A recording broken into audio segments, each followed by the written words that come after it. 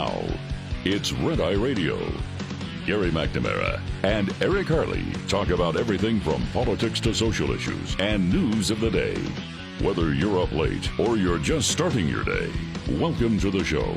From the Uniden America Studios, this is Red Eye Radio. Hello and welcome. He is Gary McNamara. I'm Eric Harley as we move into a Wednesday. Gary, how are you? Well, I'm in the mood to give some advice. Normally, I don't want to lecture and give people advice and tell them what to do, but sometimes there's just advice out there that is just really hits the spot. Yeah. In times it seemed like it's completely and totally crazy. Now, this is the advice that Mayor-elect, and I hope I say his name right, Spiro Chariagatis of Mobile, Alabama, who is the mayor-elect now of Mobile, beat the Kamala Harris. He's a Republican. Beat the Kamala Harris-backed Barbara Drummond for the mayoral race in Mobile, Alabama. Okay? All right. All right, so here we go. Here's his advice. The last words of his victory speech. All right, bar is open. Y'all go have fun.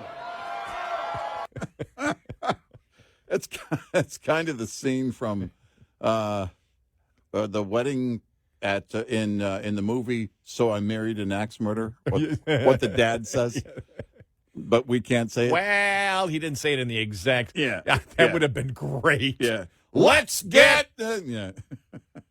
If you want my body and you think I'm sexy.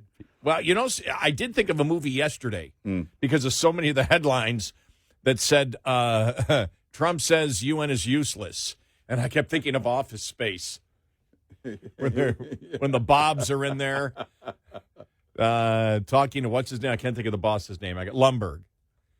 And they talk about the one guy. Oh, he's useless. Yeah. Yeah, we can get rid of him. He's useless. That's funny. Yeah. That's get Gary Cole up there to do the address. Yeah. Listen, you guys are pretty much useless with his coffee cup. You know what makes him in that movie is, the acting is great. Yeah. Probably a lot of people have worked for a boss like that who seems to be completely and totally isolated from everything. Emotion, they're like they just kind of float around. Yeah, sort of float around. Yeah. You know, yeah. But what really makes it is the suspenders. Gary Cole wearing the suspenders. That's true. I've never put that together, but no, without the suspenders. It's the suspenders. You know, wow. You expect like somebody who's, I don't know, an old person like me. Right. Yeah. I can't even imagine. I can't even imagine wearing suspenders. I mean, I just, even at my old age. Yeah. No, the closest I get is when I'm wearing waders. Fishing, yeah, yeah, because they kind of it's kind of built-in suspenders, right, yeah. But that's okay though. I mean, because that has a practical use, and I know there's a practical use to suspenders, but dude, wear a belt. Yeah, it's what's funny is because when you were saying, you know, he's the type of boss he is, he's not connected to anything, he just floats around. Yeah, I had a boss like that, and he also wore suspenders, and I've never, ever put it together. Now, he didn't carry around his coffee cup that way, you know, but he was younger than any person ever to wear suspenders and wore them as if they were stylish. As if he were making it. It's like he got to the office and couldn't wait to take his sport coat off to show everybody that he's wearing suspenders. Now, the only time to me that suspenders fit, if you got a beer belly. Yeah. It seems to be a fashion statement that goes well if the suspenders come down and then go over the beer belly. Or to if your you're pants. portraying a banker from 1942. It's perfect. You know? Yeah. Yeah. Otherwise, get a belt.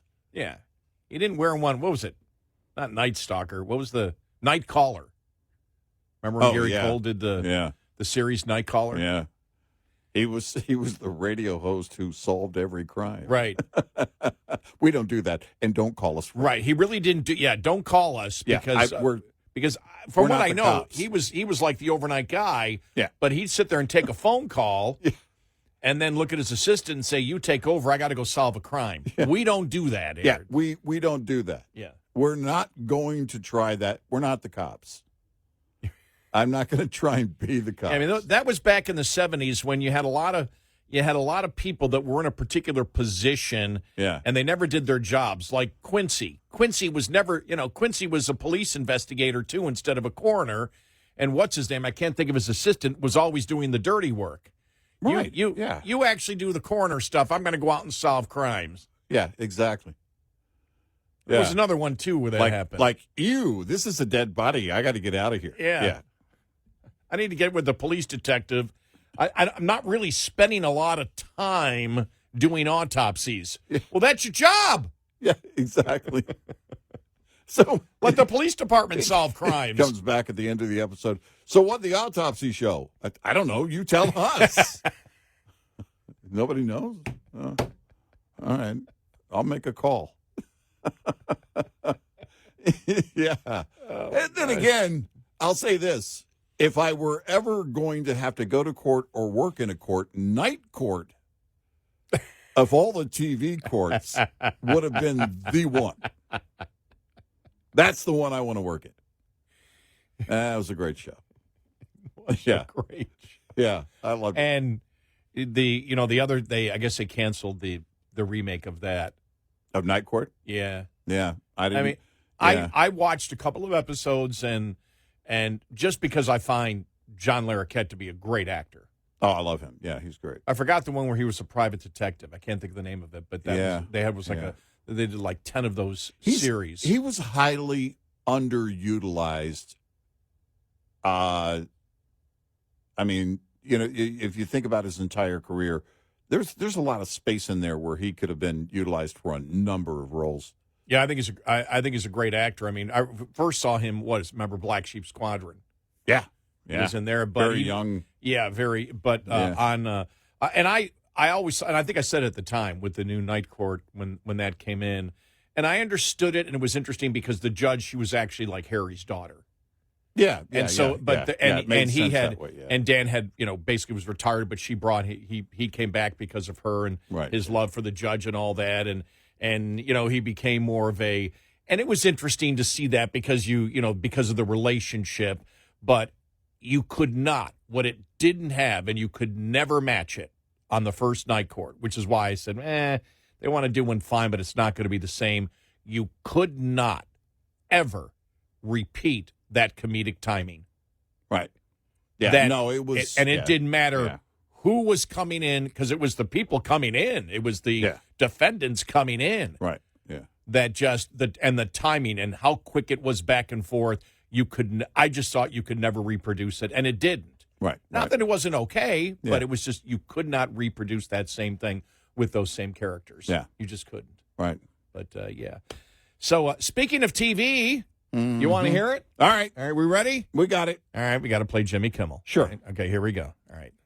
I don't think what I have to say is going to make much of a difference. If you like me, you like me. If you don't, you don't. I have no illusions about changing anyone's mind. But I do want to make something clear because it's important to me as a human, and that is you understand that it was never my intention to make light of the murder of a young man. I don't think there's anything funny about it. I posted a message on Instagram on the day he was killed, sending love to his family and asking for compassion, and I meant it, and I still do. Nor was it my intention to blame any specific group for the actions of what it was obviously a deeply disturbed individual. That was really the opposite of the point I was trying to make, but I understand that to some that felt either ill-timed or unclear, or maybe both. And for those who think I did point a finger, I get why you're upset. If the situation was reversed, there's a good chance I'd have felt the same way. I have many friends and family members on the other side who I love and remain close to, even though we don't agree on politics at all. I don't think the murderer who shot Charlie Kirk represents anyone. This was a sick person who believed violence was a solution, and it isn't. All right. Okay.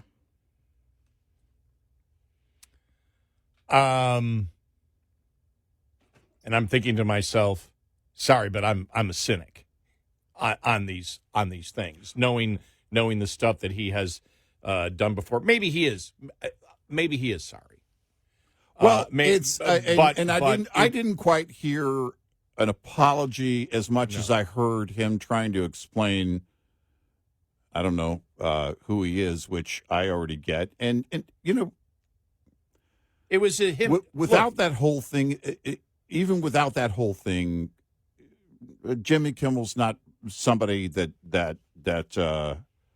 I believe puts a lot of thought into a show. It's a ton of, I think, emotion that he puts into, like a lot of liberals, that he puts into his writing, which means he goes with, whatever is floating at the moment.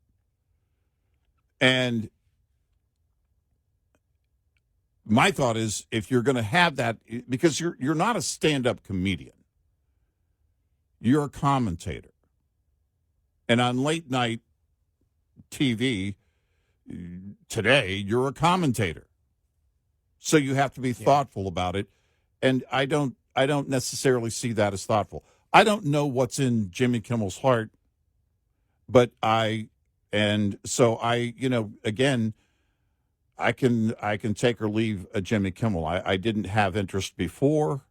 What this happened, when this happened, it was like, all right, I don't need him to be canceled. I also don't need him to be on the air. It's kind of just a well, it's a zero-sum thing for me. How I looked at it, he implied, the first statement came out, he was implying that maybe it could be a MAGA person when we knew it wasn't. Right. He was trying to do the misdirection there. Right. Well, we're not sure. It could be, basically it's I looked at it as a Jimmy Kimmel both sides thing, not fully thought out.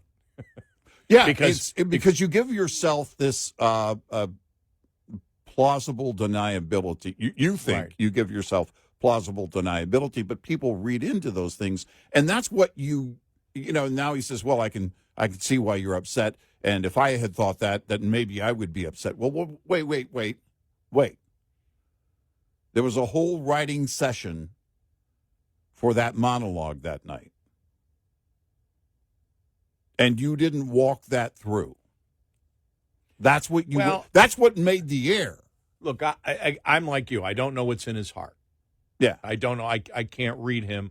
I can just look at this and say, I've been doing this for 43 years. Mm-hmm. You've been doing this almost as long. Mm-hmm. 41, yeah.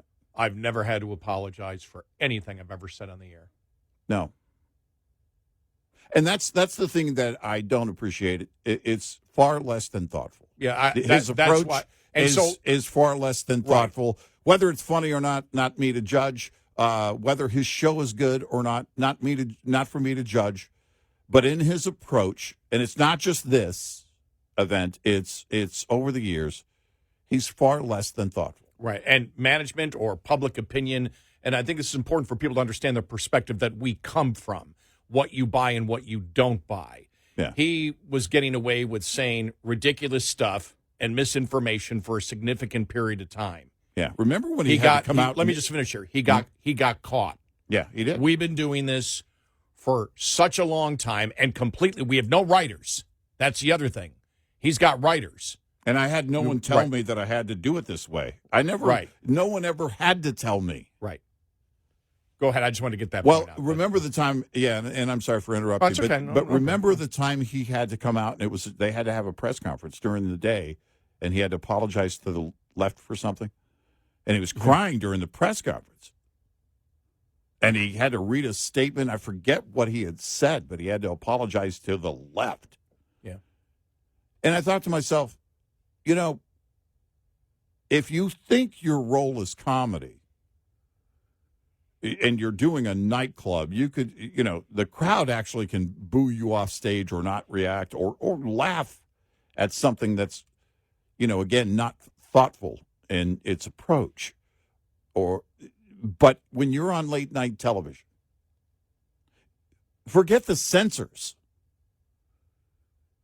You should know what your reach is ultimately, not necessarily a show, but through then social media, the day after a show and the days after a show, all these clips that run, whatever you say is going to reverberate.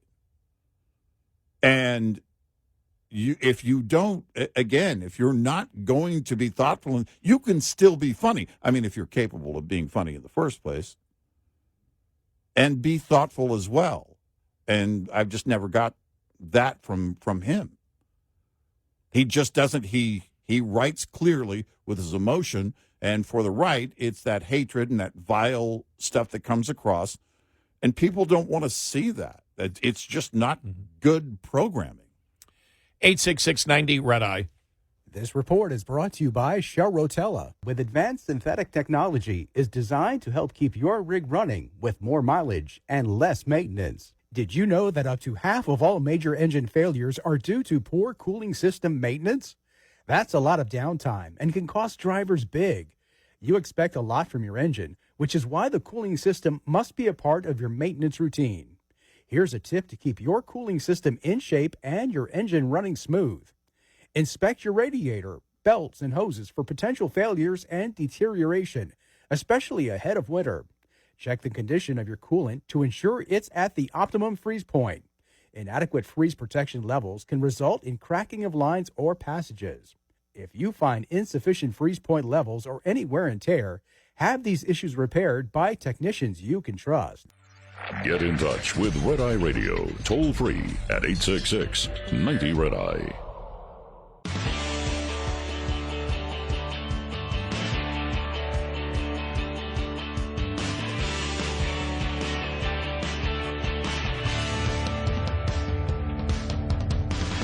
We are Red Eye Radio. He's Eric Harley, and I'm Gary McNamara. Welcome and good morning. Thank you so much for being here. As we have said, though, we want, and we'll repeat this over and over again because we want everybody to know that our position has always been crystal clear.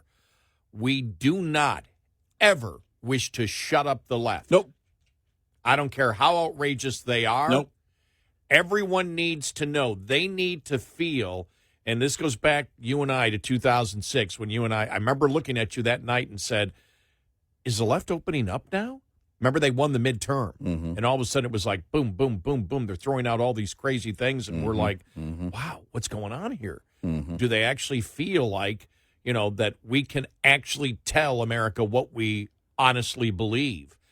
And I want them to do that. I don't want anyone to go into hiding. I want Keith Olbermann to say the things that he actually feels. I don't approve of what he did. You saw that he backed off on Scott Jennings. Right. It's like, you're next, MFer. Yeah. Like, well, what I meant was Jimmy Kimmel. Yeah, sure. Yeah, right. Then why did you take it down? Right.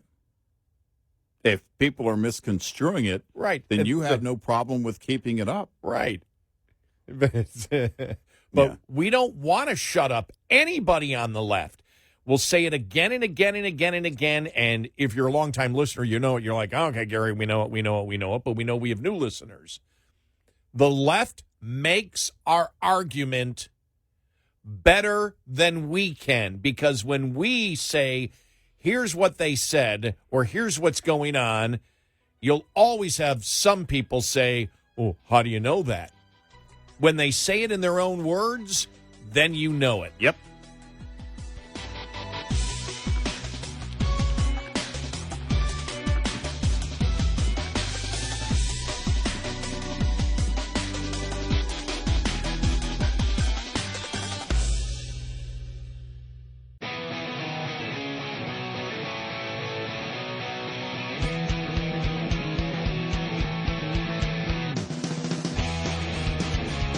Catch all 5 hours of the show live every night on the Red Eye Radio app. Available in the App Store.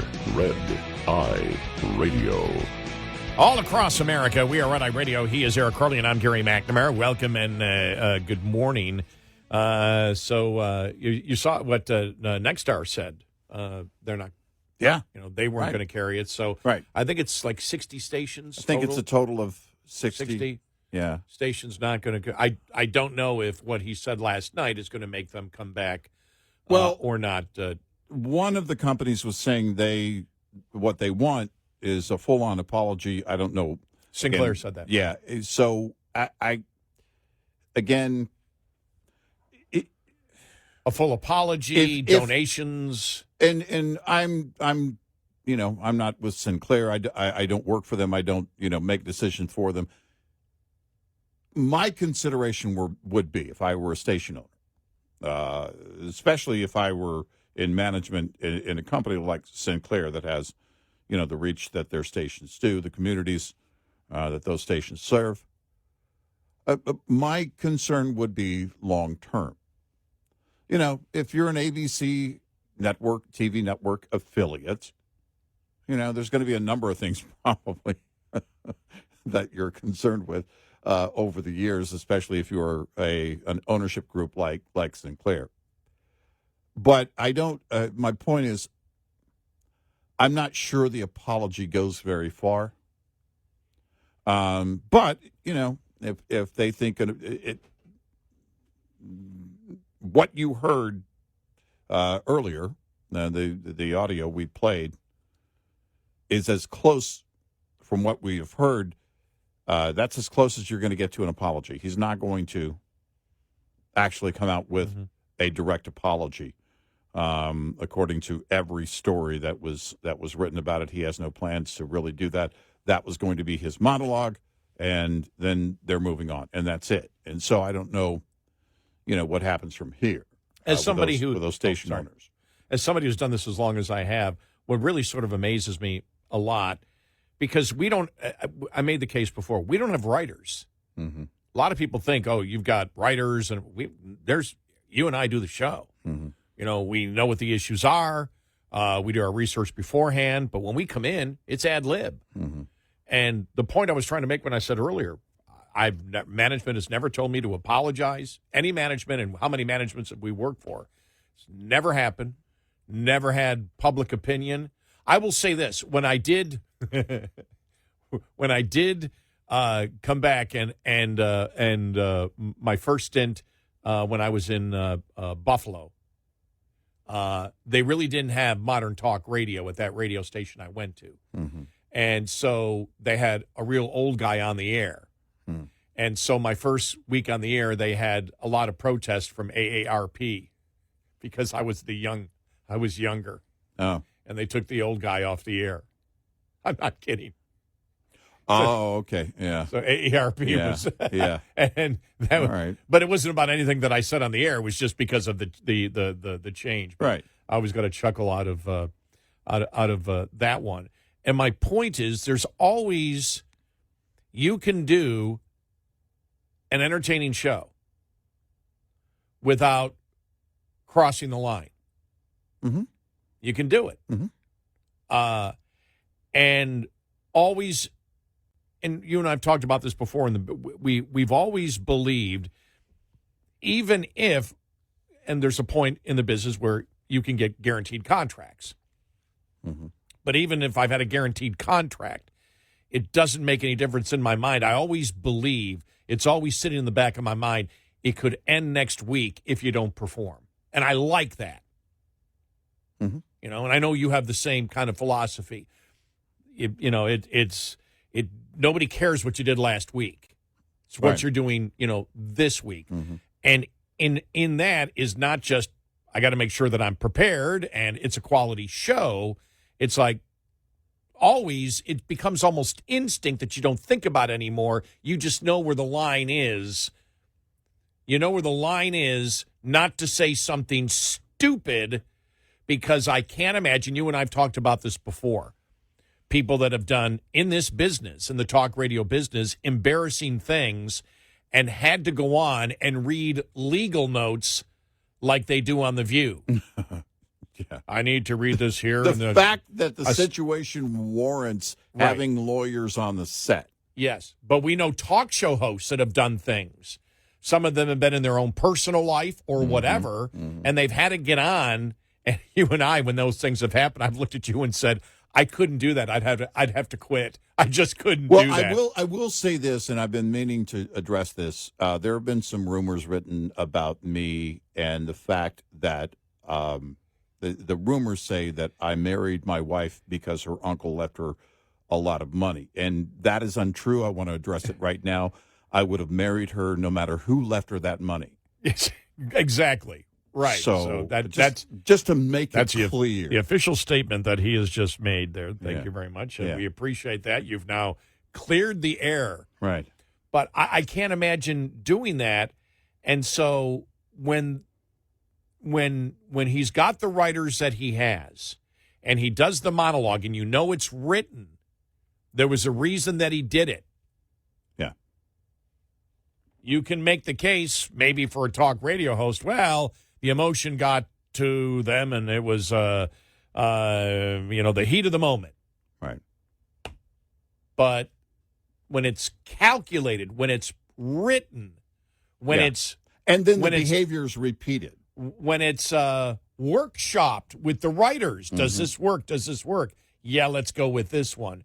That's where I look at it and go, I don't know. You ever see the I try to avoid them, but in what we do, it's hard. Like the pictures from the Emmy Awards when a show like that wins and all the writers are on stage and it fills the stage. Yes, I know. It's dozens of people, like the Daily Show. Yeah. Yeah. And it's like that's, when we say, look, they're working this out in meetings. And the thing, too, about a show that's on every night or with Kimmel, I don't know, what is it, 4 nights a week, whatever he does. Any of those shows, those meetings are pretty intense because you want to make sure that, first of all the best of the best gets on the air. That was the best of, that's what made the cut. Right. Yeah. For example, when Eric does one of his really dumb jokes that completely and totally bombs, it's not a writer's fault. No. It's Eric's fault. It falls on me. Yes, it does. And I don't even, and I sit there and I distance myself from that and say, he came up with that. We did not workshop that. I would not approve that joke that Eric made. Right. I'm having so much fun. What's funny is but the point is, I've done this in a serious way. Actually, it does because those things aren't planned or written down when we, get a little smarmy on the show. That's not written on a prompter. It's not written. I in fact quite often think of it on the fly in the moment because it fits. I'm probably going to have to apologize for that. The listeners will get upset. Like right now, I'm workshopping a joke about how when you were younger, you replaced an old guy, and your 70th birthday is coming up here in a minute. That's not fair. I haven't gotten to the punch yet on it, but I'm working on it. That's not fair. And when you're bringing up something personal, and it really, well, it really. All right, I was going to say it really upsets me. I can't pull that off. Go ahead, continue. Maybe you need a nap or an early bird special. Here's the thing is that when we issue our thoughts on something, or even just a smarmy comment on something, it is on us. Yeah, it is on us. Yeah, you're right. Yeah, and that's the whole point, because most people don't know and don't care that you may have dozens of writers that have workshopped that with you, and that, it made they don't care because you're the face of it, and you're the one that has to care and be thoughtful about it. And when I say thoughtful, I mean you really have to consider everything, all the above. Not just, is it funny and entertaining, but, the whole, and they say, punching down, like making fun of other celebrities and everything else. That was a thing for a minute, and they were like, we shouldn't be doing that. And it's like, all right. In a moment like what happened here, you just instinctively know. Here's what I would say. In fact, for me, I don't know that I could approach anything other than, in a serious moment, saying to the audience, everyone probably knows, if you're Jimmy Kimmel, everyone probably knows that Charlie Kirk and I were on opposite ends of the spectrum politically. But my gosh, I feel for his family right now. And this is horrendous, and it should never come to this. And leave it. And if you're going to, right. If you're going to invest in an entire bit, you're going to put all of that in an entire bit, you're going to end up showing who you are in a moment like that. There's no way around it. One of the things, good or bad. One of the things that you've and I've always said, when there's breaking news or there's something that may be scientific, medical, for example, we were talking about, the Robert Kennedy Jr. thing yesterday, and we're like, we don't like politicians and bureaucrats talking about medicine.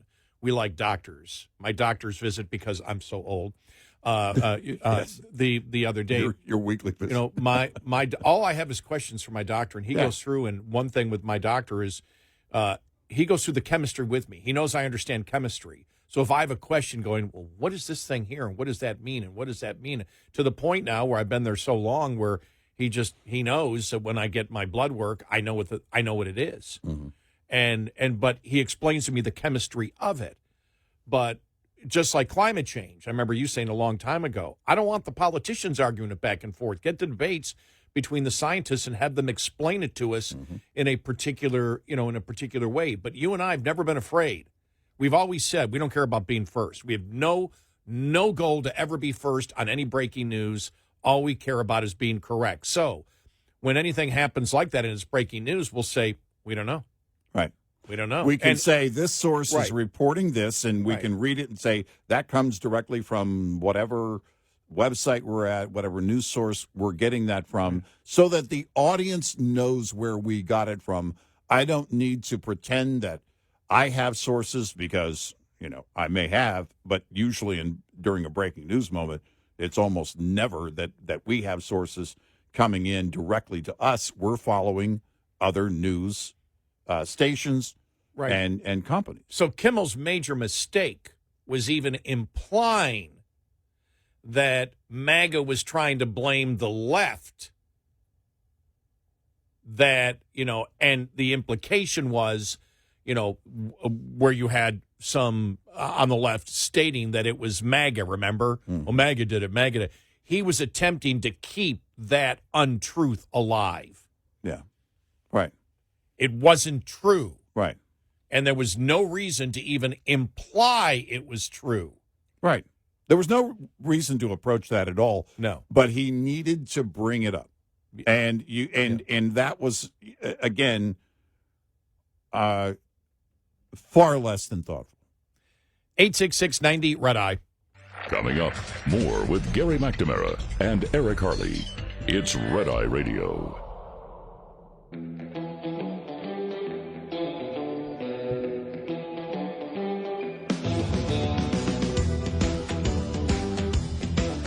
We are Red Eye Radio. He's Eric Harley, and I'm Gary McNamara. Welcome and good morning.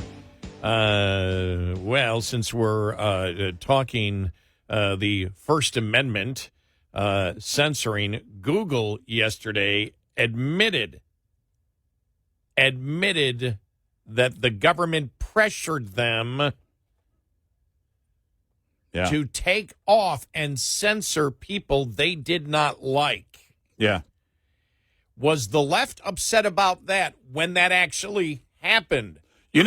I said when Facebook came out, when Zuckerberg went on Rogan, this was about the same time as the Twitter files were really launching.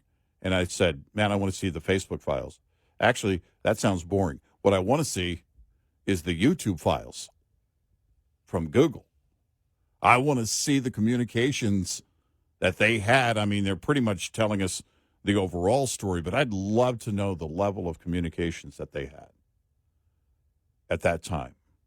Shutting down people like Dan Bongino and others and basically kicking them off of the platform. Yep. We'll have that story coming up.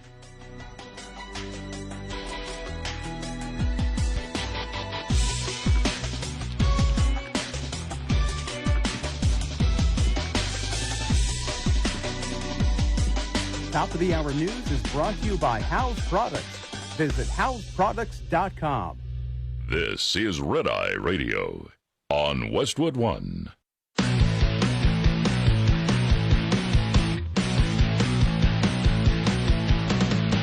Now, it's Red Eye Radio. Gary McNamara and Eric Harley talk about everything from politics to social issues and news of the day. Whether you're up late or you're just starting your day, welcome to the show. From the Uniden America Studios, this is Red Eye Radio. All across America, we are Red Eye Radio. He is Eric Harley, and I'm Gary McNamara. Welcome and good morning. Thanks so much for being here this morning.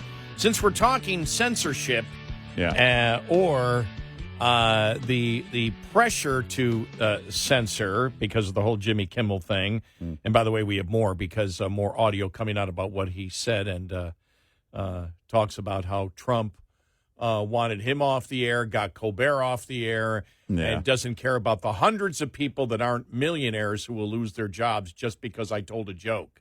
Yeah. That's where he... So, and my question to him would be, well, do you care about them? Yeah, that would have been my question, too. Do you care? And that was...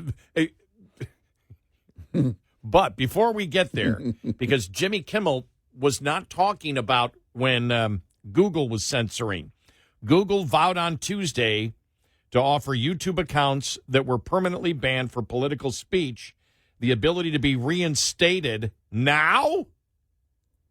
They've been off for that long? Yeah. Yeah.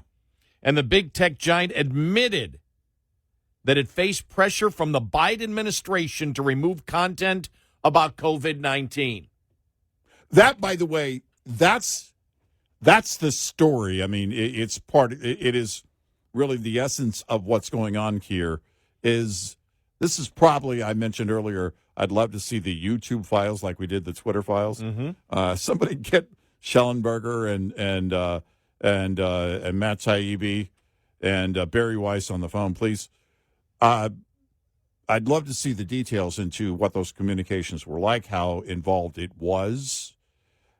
But I'm guessing this is as close as we're going to get. It's like when Zuckerberg did the same thing. He thought, okay, I'll just, instead of doing the Facebook files, I'll just go on Rogan. You know, exactly. You could argue, okay, I mean, he's number one in 100 different countries. Right. All right, he's got the reach. So, it's that is the story here. This is part of what's going on right now culturally, and I'm wondering why now. Why Google or Alphabet, their parent company? Why now? What is it that you think you need to resolve? Is this an awakening there? I mean, within that company going, hey, we can't continue to do this? Well, because of the congressional investigations, the lawsuit brought by two Republican attorney generals. Yeah, eventually it was going to come out, so either you come out with it first, right, or you're going to get burned. And that's the essence of, again, my question. Trying to limit their civil liability, maybe? Exactly. The pressure is on, but also there has to be this I'm wondering if there is this internal pressure, because keep in mind who works at Google and YouTube. It's a lot of young people. What have we seen from young people in recent weeks? Well, what have we seen in young people in terms of voting over the last year? What did we see in 24? I'm really just curious if there was anything internally aside from the lawyers going, hey, you better get ahead of this, which clearly any company, especially the one the size of Google, and there are very few the size of Google, wants to get ahead of anything that's going to play out. Because when you get involved in that, when you get to the point of lawsuits, then you have discovery, then you do have the Google files, and that's where, or the YouTube files or whatever it would be, and that's likely what they're trying to avoid legally. But here's the difference between the right and the left. All right, let's go through this now, point by point. Here we go. Here's what the legal department said. Senior Biden administration officials, including White House officials, conducted repeated and sustained outreach to Alphabet, which is the parent company of YouTube, and pressed the company regarding certain user-generated content related to COVID-19 pandemic that did not violate our policies. Yeah. The administration created a political atmosphere that sought to influence the actions of platforms based on their concerns regarding misinformation, the lawyer said. That's what they said, but it was actually true information, as we know. Right. We just see the there was something else there that I wanted to read. There was another quote there. Okay, well, that's okay. I can't find the other quote that I was looking for that I had seen earlier, but there it is. Senior Biden, so we know it. And the word sustained is important, too. But we knew the censoring was going on.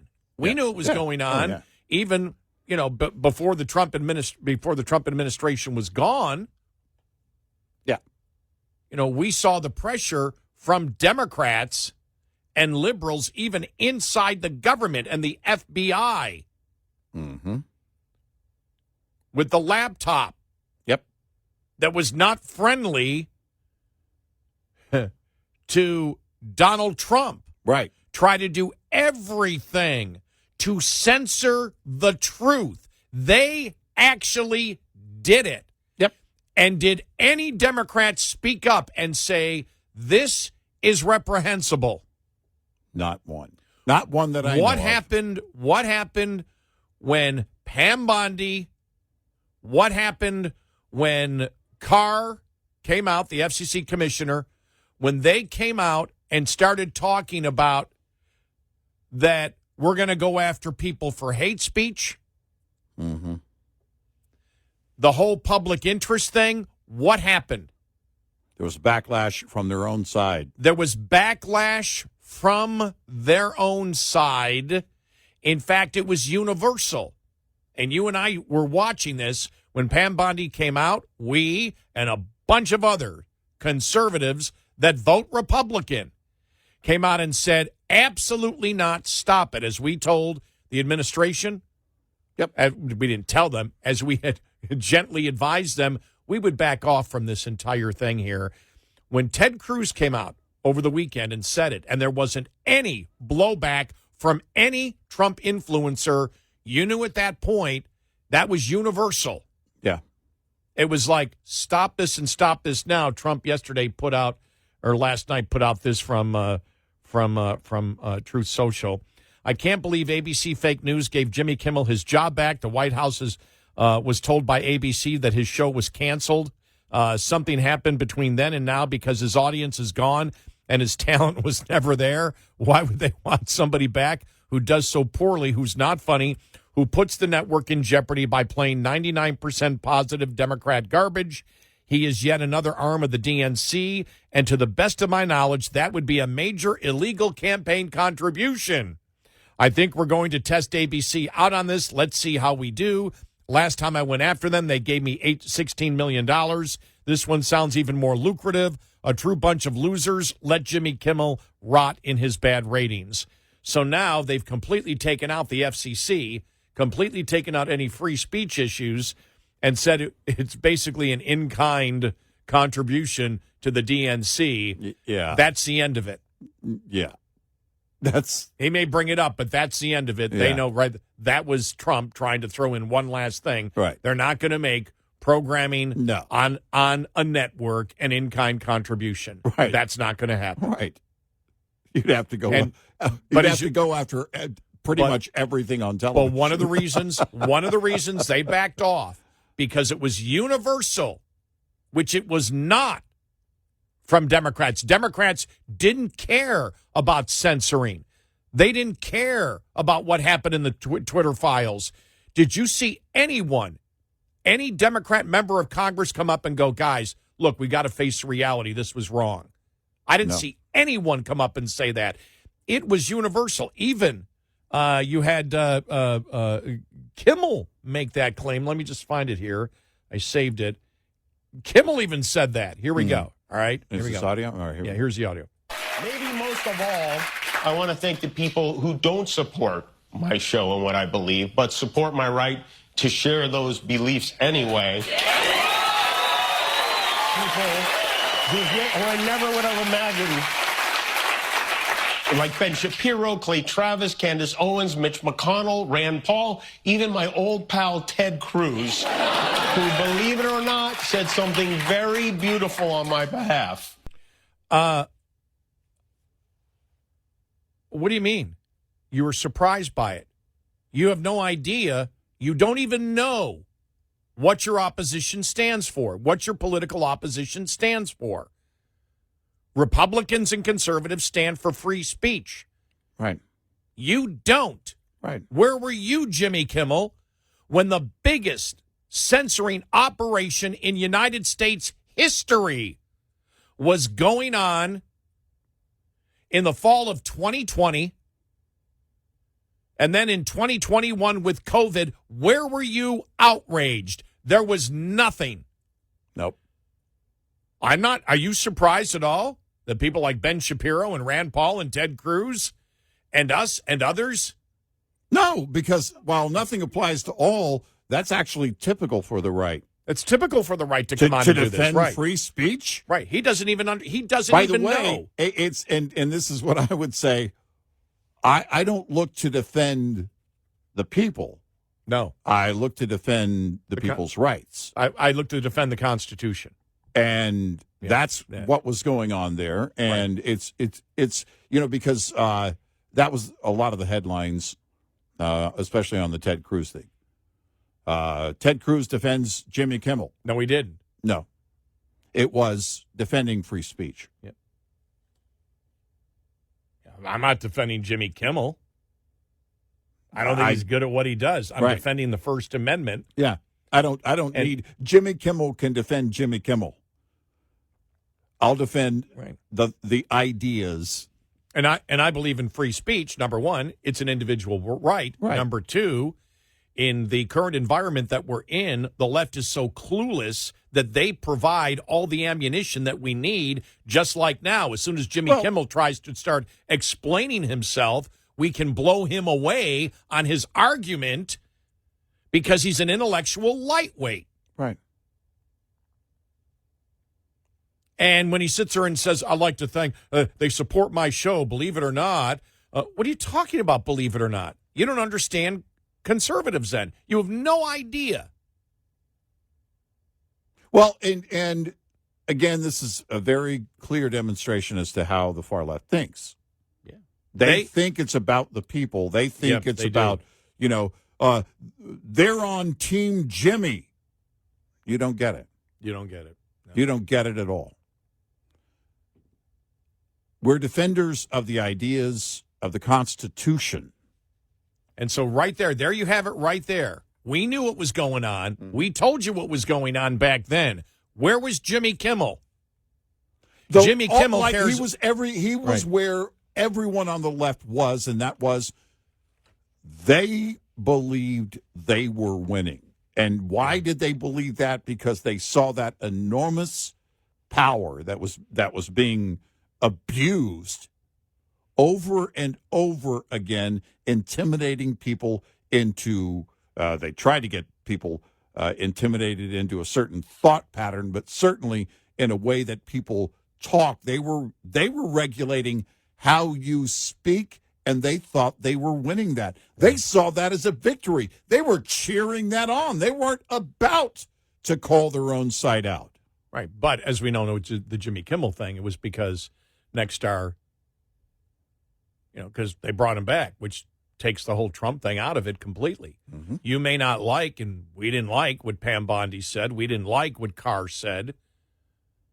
We didn't like the thing, well, if you're the whole BS. By the way, did you see Reason Magazine? They're like exactly what we said yesterday. Reason Magazine's a libertarian magazine. They said, they go back and look at the history of the FCC saying, that in the public interest, and it's like they never defined what it is because it's whatever administration wants it to be. Right. And that's why I've advocated for decades that needs to go away. And I mentioned the fact of being a station manager, we had no idea what a public interest meant. Public interest, okay, run the PSAs. Coming up this week, there's a blood drive coming up, the local YMCA. And by the way, there's going to be a pet thing going on here. And by the way, the late night DJ, why don't you bring in some of the politicians or somebody from a nonprofit group and you interview them early on Sunday morning at 4 a.m. For 2 hours. Exactly. That's what. But we really never knew what it was, and when you actually go back in the history, it's whatever an administration wants it to be. Well, public interest. Sorry, that doesn't fly. Public interest can actually be measured. It's called ratings. Yeah, we said that exactly. Right.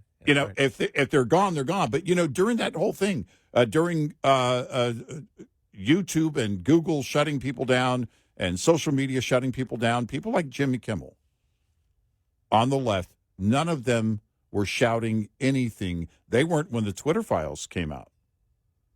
None of them were saying, oh, my gosh, this is horrible.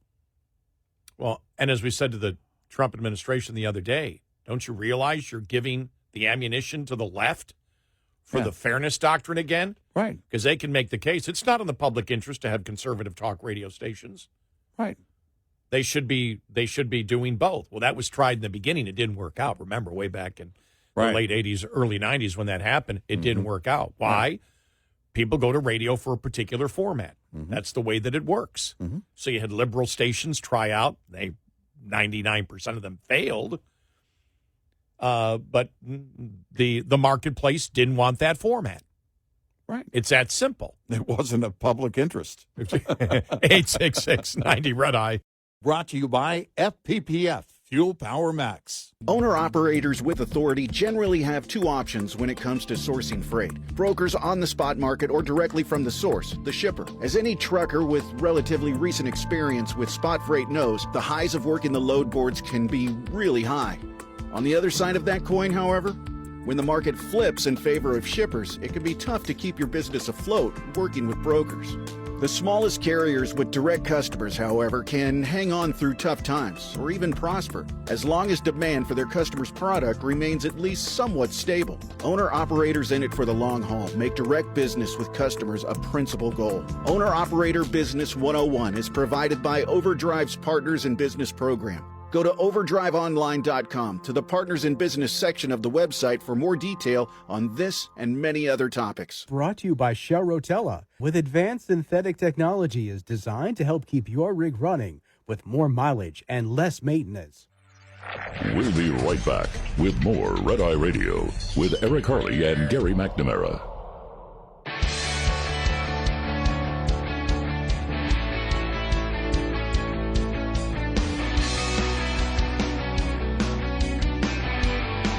We are Red Eye Radio. He's Eric Harley, and I'm Gary McNamara. Trump at the UN yesterday, greatness. Wow. Well, it looks like he's fully behind Ukraine now. You know, You saw that. Yeah, it's, it's, Which I don't, because I don't know of anything what you're going to do about Russia. And maybe they've known this all along. I suspect he did, that there's zero confidence of getting a deal done with Putin. Mm-hmm. So you're certainly not going to trust him. And basically, well, if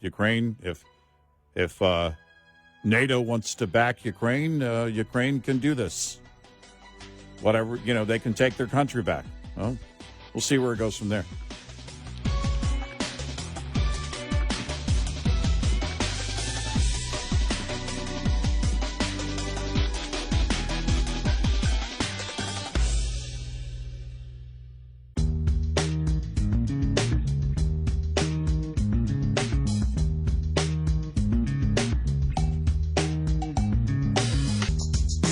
You're listening to Red Eye Radio from the Uniden America Studios.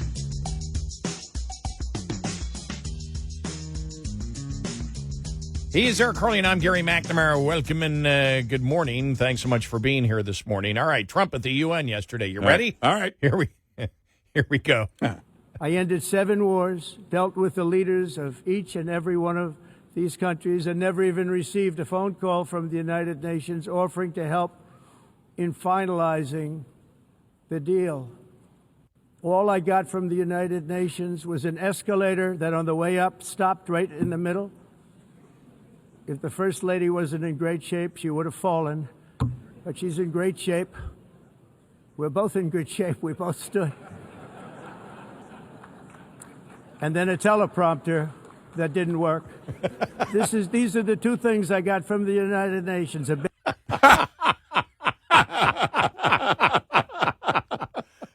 love it. But you know what? Listen, all of the pomp and circumstance over the years at the whole United Nations thing has just been garbage. A lot of us conservatives have really been railing about it for pretty much the whole time that we've been on the air, and if we're talking about the UN, which again, it's that this self-important body of individuals, and Trump makes the solid point. Look at what he has done. By the way he kind of glosses over that part of what he has done in foreign relations. By the way, some of it in his first term, a lot of it in his second term in just a matter of months.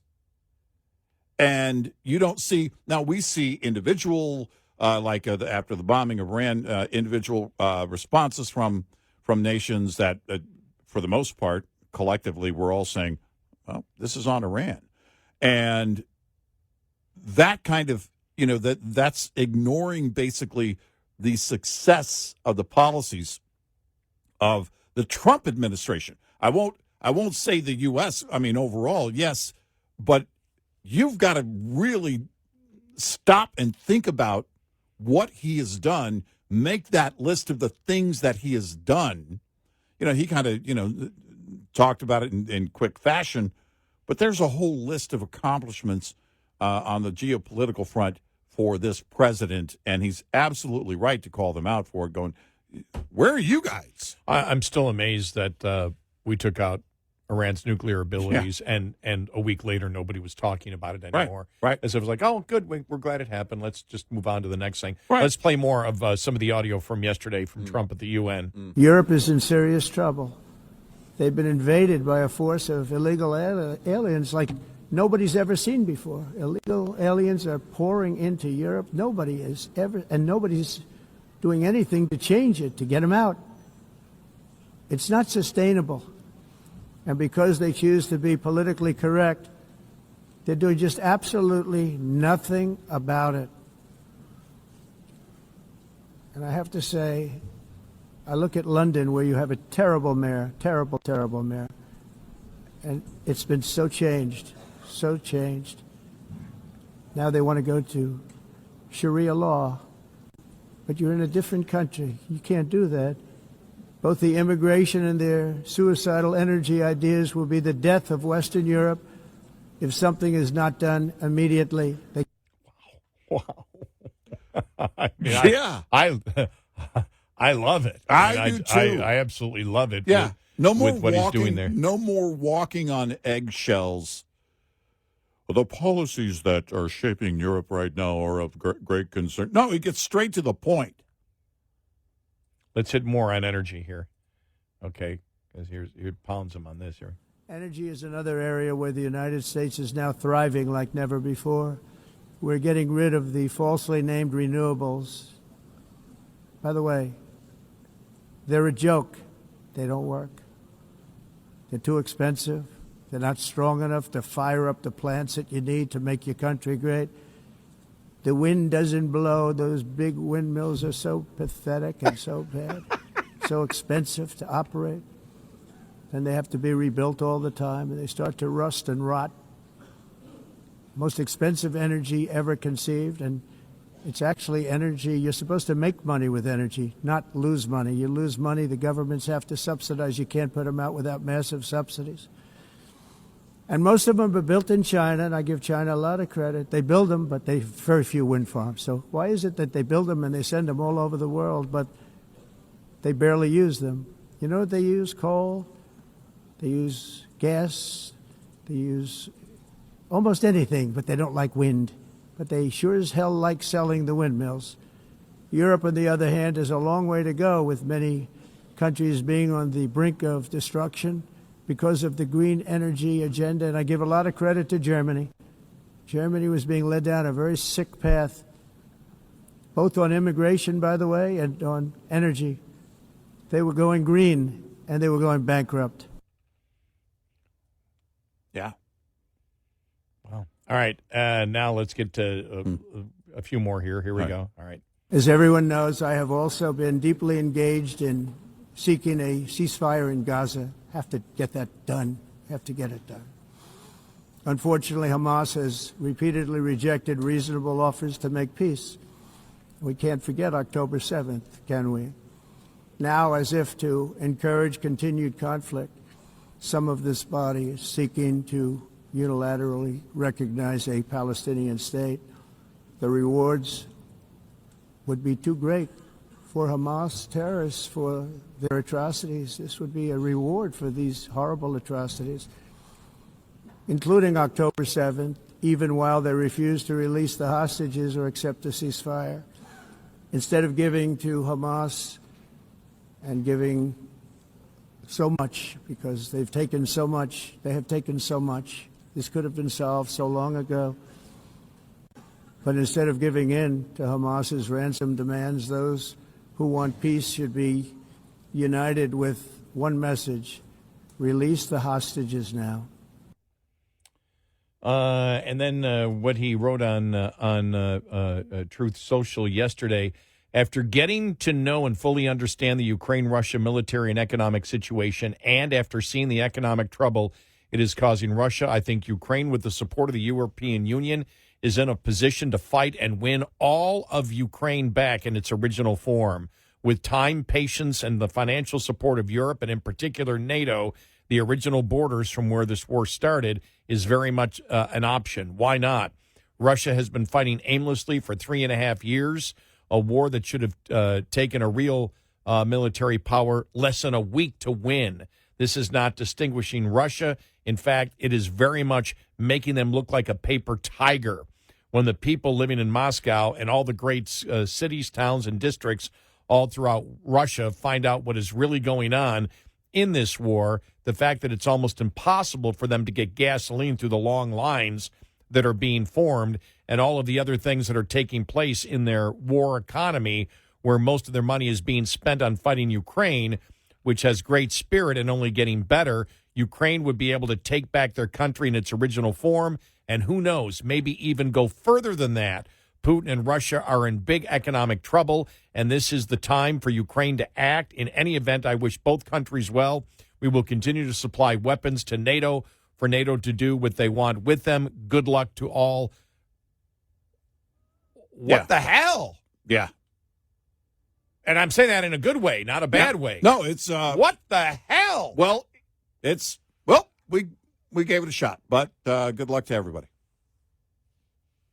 They can, if Ukraine wants to take it on and the UN wants to back them. All right. Well, he's saying we're going to continue to supply the NATO. If you guys want to win, right. We can do it. He's not saying we bailed. Right. Well, he's saying that the talks, apparently, that's what came through to me. I don't see any. There's no hope for the talks. No hope for the talks. Okay. Right. Yeah. Okay. I see. It's like, we gave it a shot. Right. Oh well. Now I also think part of this strategy is, well, you had your chance, Putin, and then to see what he does. I don't think there was ever any trust that Putin was going to follow through with anything. It's just, it wasn't going to happen. Anybody who knows the nature of Vladimir and the history of Vladimir Putin knows. Not going to happen. So we'll see, and we'll see what NATO does. I said UN, but NATO, what if, what they're going to do with that. And all right, we'll continue to supply NATO if NATO wants to do that for them. All right, great. Fine. And good luck. And again, it's because this whole idea, this endless war, it's like, well, we're not at the table anymore. Basically, that's what Trump was saying. We're not at the table anymore. Which has to get, of course, now, I would love to know what the conversations with NATO that don't include Trump, I would love to know the nature of those conversations since that statement hit yesterday.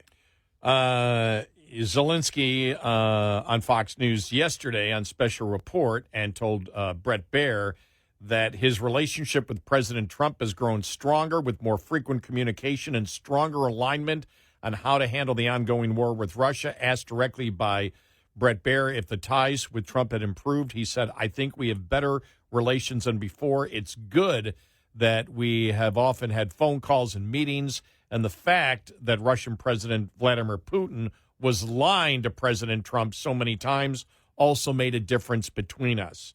Zelensky also said the intelligence shared between Ukraine and Washington is now more closely aligned, which he described as important for making decisions on the battlefield. During the program, Brett Baer read part of the True Social message in which Trump said Ukraine, with European and NATO backing, could win back all of its territory.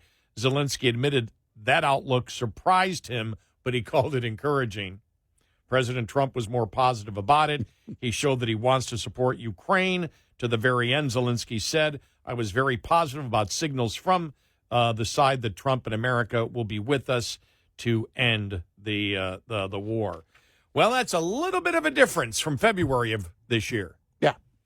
And again, I think the greatest ability in any negotiation is the ability to walk away. The U.S. with the mineral deal still has some interest. And if we're supplying NATO, obviously, there's interest there. And the question would be now, because what you're doing is now you're just kind of shutting the door on Putin. Oh, well, we tried. Yeah, well, I guess you don't want to do it. Because this has not been a massive victory for Vladimir Putin. It just hasn't been. Most people believe within the first 6 months it was pretty much going to be over. Whatever he wanted to take from Ukraine, he was going to take. The whole thing, part of it, whatever he was going to do, he was going to be able to accomplish that and do it in a matter of months. It didn't work out that way. I think he thought that. And now the question is, all right, so what do you do now? Because you sit down at the table, and then all of a sudden, right after those conversations, he goes in and he bombards Ukraine. With the drones over Poland. This is again. What are you trying? What's the message he's trying to get across? Well, the message with Trump is, all right, fine, we'll continue to give NATO the power, supply them, and see what they want to do here. And you had your chance, Vlad. 866-90 Red Eye. Lines open for your calls. 866-90 Red Eye on Red Eye Radio.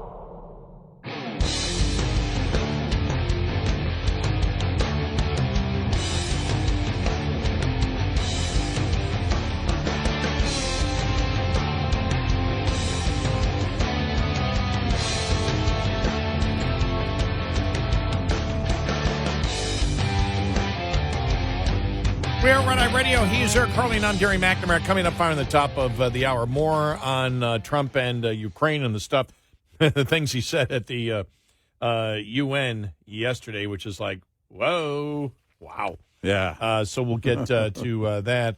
I just love it. Sabotage. Caroline Leavitt demands answers to UN escalator malfunction with Trump. When they're thinking it was done on purpose. Well, because I watched the Forbes breaking news, which, by the way, on YouTube is a great follow because it's they don't have any commentators. It's usually just kind of raw video of whatever's going on, and I love to follow that YouTube channel. And when I was watching that, I was thinking, did somebody hit the button on that? You have to ask that question. Before you say, oh, that's ridiculous, I have two words: Russian hoax.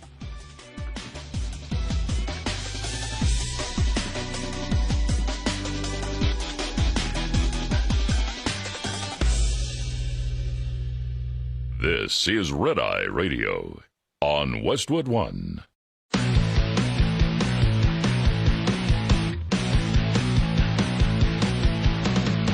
Now, it's Red Eye Radio.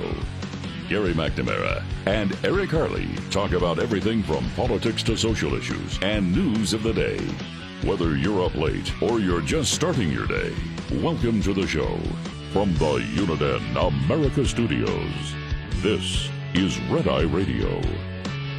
All across America, we are Red Eye Radio. He is Eric Harley, and I'm Gary McNamara. Welcome and good morning. Thanks for being here.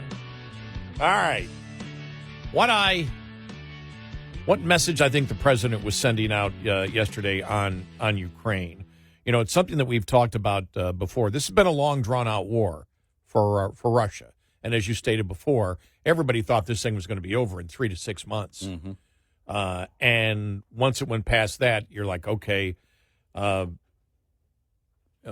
what's going to happen? What is going to happen now here? Yeah. And what the president did yesterday was he sent the message to Putin, we're going to make this a long, drawn-out war. Right. We're going to tap your resources. Right. You've got but you've got all of Europe, NATO, and the United States. We have our interest in there now. There's no reason for us to do anything except keep supplying them with weaponry. Right. And he's doing the right thing, by the way, saying, to NATO. Yeah. What he's saying is, we're not going to run this war. Right. We're not going to, and I'm sure if we're not running the war, of course, Ukraine's running the war, but we are assisting. But he wants it known that as he said before, you guys got to take your responsibility for your side of the world. Yep. And so with that, with telling someone you need to take up your responsibility, also comes the authority and the control to control your area of the world and be more in charge, which is what you want. It's a good thing. Mm-hmm. Every country should not be dependent on the United States. It's healthy for those countries to be self-sufficient in those areas, including national defense. Yep. And so, of course, the United States is the big dog, and he made it clear. He made it clear with the minerals deal, and then he made it clear by saying we're going to continue sending weaponry to NATO. Mm-hmm. So now that he said that, he'll get the backing of Congress. He is told by putting out, now whether he really believes that Ukraine will get everything back eventually, I guess is still to be seen. But he's sending the message, we're going to make this thing so damn expensive for you. I don't know whether he's taking it from the Cold War or not. Reagan outspending the Soviet Union. Yeah. Which helped to accelerate their demise. Mm-hmm. They just couldn't keep up. And I'm wondering if that's what's in, again, this is speculation, but I think it's calculated speculation, that he's like, we and Europe and Ukraine can outspend you. Well, and I think, again, if there's a greater squeeze in terms of secondary tariffs that hit Russia, if then Vladimir Putin has to make a decision on his own. You don't have to go to the table. At some point, he's going to have to make a decision. One of the things that you and I don't know, and this is the thing, what is the CIA brief the president on? And we had brought this up in previous shows going back months and months and months, maybe years ago, saying, what does he know? What does the CIA know? The CIA analyzes more. They analyze everything. Yeah. They analyze economies. They analyze, what's your powers. They analyze what's going on inside the Kremlin. None of us know what's going on inside the Kremlin. Well, who inside the Communist Party is not happy at all with Putin and where this is going? And now that the United States has said, all right, fine, we're done talking. Yeah. You don't want to talk. You're lying. You don't want to solve this problem. So good, we won't. Good luck. And the goal is to take back as much territory as we possibly can for Ukraine, and we're united with NATO. Right. Well, and I think the strategy behind the statement, the part of the statement, Ukraine can take back all of their territory. Yeah. That's not just the overly confident hyperbole behavior of Donald Trump that we know. That's a strategy that is a message, because again, you're talking to Putin. Oh, by the way, that message was workshopped. Oh, no doubt. That's not like it's not like a lot of other Truth Social messages. And I think that's why you had Zelensky go, whoa. Not even I think that. But Trump out Zelensky. Because I saw the cut. And it kind of surprised me, because I'm thinking he's going to say, I don't even think that. But it's strategic in a way that it sets the table. We'll keep supplying NATO, and NATO makes their own decisions. We got the mineral deal in place. And I think Ukraine could take back all their territory. Whereas, remember, I don't know, well, during the whole talks thing, it was land swap and this and that and adjusting borders and all of this. And we're like, oh, what? It was almost like, you get nothing. Yeah. I mean, that was the message. Yeah, it was. That was sent. It was at the end of this, whenever that's going to be, I think Ukraine will have everything back, which means Russia loses in the effort. But beyond that, they lose now countless lives. I don't know what the number is up to. The morale has to be at an all-time low. What the CIA, I'm sure, what intel is showing is that there is very low confidence in Vladimir Putin. And not that the kind of confidence, I'm not talking about confidence in being able to take Ukraine. It's the confidence that he's doing the right thing or not. And that's where the difference is that even with his top military leaders, A few have been taken out by Zelensky. And those, by the way, those missions right there, it's like, okay, somebody's lending some intel or some technology to Ukraine, because taking out those top military officials, 2 or 3 of them that they have in recent months, sends a message. But Vladimir Putin is notoriously paranoid. He's got like a 12 to 20 foot table that they sit at. Nobody actually gets close to him.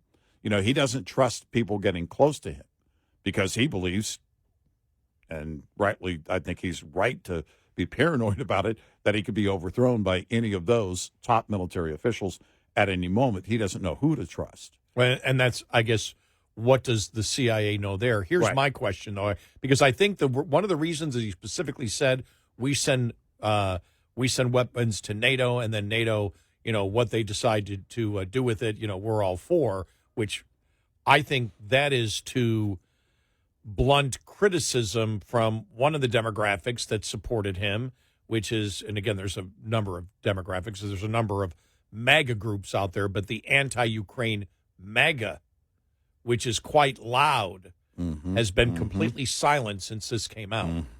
Yep. Yeah. And I think by saying, he goes, because I can just hear, I thought you were against forever wars. I am. Right. This is NATO. This is Europe and Ukraine. We're there to assist, but this is not our war. Right. Now, I will say this. I don't know what to make. Forgot about this completely. You and I, good God. Trump talks so much.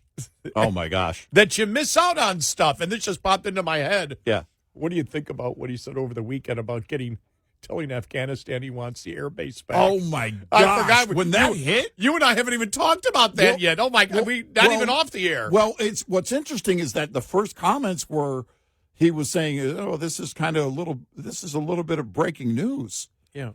You know, that we're working to get the airbase back there in Afghanistan. He threatened them. And it was telling the Taliban, you know. We're taking it back. Yes. Which means you'd have to be back in there. Yes. You would have to have United States troops, which was, again, remember what Biden was told by all the generals, do not pull out, keep a minimum force in there. Right. But remember, that minimum force was in there supporting the Afghan army against the Taliban. That's not there anymore. No. So what is in what's the...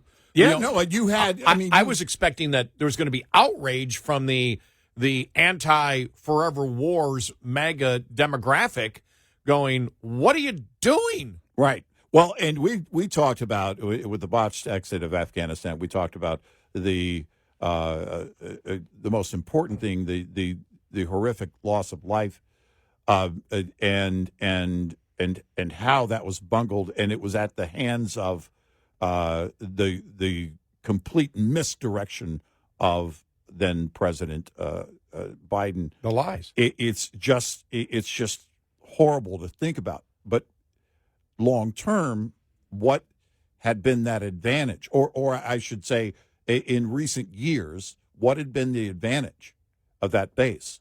And it was a great intel over the horizon, as they call it. Yes, exactly. Vantage point. Monitoring of China. This is something that gave us so much leverage. It wasn't about the war in Afghanistan at that point. No. And hadn't been. And I don't know what it looks like in terms of taking the base back. I don't know what that looks like and how you work that out, because as you mentioned, well, look, Afghanistan had a government before. That fell during that summer, of course. And then, the Taliban takes over. And nobody trusts the Taliban. But I don't know what that looks like. And when that hit over the weekend, I was like, whoa. Well, the thing is, it hit and then it was dropped completely. It was like, I was like, whoa, and then everything else hit, and I just remembered it now as we're talking about it, and I went, Eric and I haven't even talked about that off the air, because you said it, what's your plan? Because you would. What does that even look like? Again, when you had the whole when you had the Taliban, when you had the Afghanistan government there, which was still fighting the Taliban and keeping them on the run, you had a lot of safe areas around the air base to begin with. So when you said, well, all we're going to need is 2,000 troops to protect it, and then you've got the Afghan army and the police and the infrastructure which set up from the official. Well, that's all gone. It's all Taliban now. It's completely gone. Right. Well, then what's your plan to go in and take the air base back? How do you protect it? What do you do? And the fact is, the president talks about so many things, and he'll bring up something like that, which is a huge breaking news bombshell. Yeah. And because there's so much other stuff, it just goes out of the news cycle within 12 hours, and nobody's talking about it. And I think the reason I think possibly the reason it disappeared is the fact that it is a very complicated. It could well be one of the most complicated, involved situations if you think about where we are geopolitically. Okay, after the bombing of Iran, Taliban certainly had to take note of that. But beyond that, what is in the long-term interest in Afghanistan? What is in the long-term interest of other Arab nations in the Middle East? If you're looking at Afghanistan, as you mentioned, the vantage point, and we've talked about it for intel, when it comes to China especially, and what's China trying to do. What is the quid pro quo here that you can offer, and it sounds ridiculous, a Taliban? I don't know what that is, but is there something question that we don't know about where there is a situation brewing where the president knows, intel knows, the Afghan or the Taliban is going to, we're going to have an opportunity for leverage here with the Taliban as a result of this situation that's brewing. I don't know what that is. I just don't, again, I'm trying to put together a puzzle that right now doesn't make any sense. It came out of nowhere because Americans aren't even thinking about Afghanistan. No. And remember, at the end, Americans wanted out. Yeah. And then when everything happened, like, well, maybe we should have stayed in. We didn't know that the generals wanted us to stay in and whatever. But, yeah, it is a strategic place. But how do you do it now with the Afghan government completely gone and everything being Taliban? And I don't know. A terrorism superstate is definitely building. We know that's happening in Afghanistan and has been happening since the botched exit. So again, what does it look like? What is the strategy here? Or was it just a fleeting thought? I tend to think that it wasn't a fleeting thought, that he just said it at the wrong time, way too early, and that something quite possibly is brewing there that may give us an advantage that gets us the airbase back. But that's a wild guess. 866-90 Red Eye. Coming up, more with Gary McNamara and Eric Harley. It's Red Eye Radio.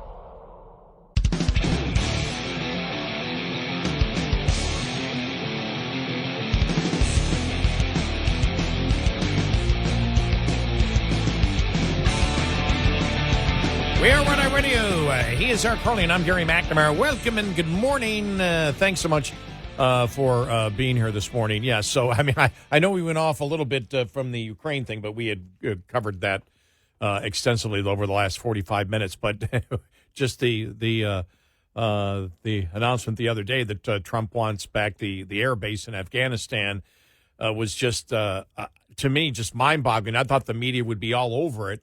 Well, and the Taliban responded and said, "Well, not even 1 inch." But he was, you know, when the president was talking about this, he said they have things they need from us, and I thought, oh, all right. So, and that's where I get this theory of, all right, they've seen that the Taliban is going to need something from us.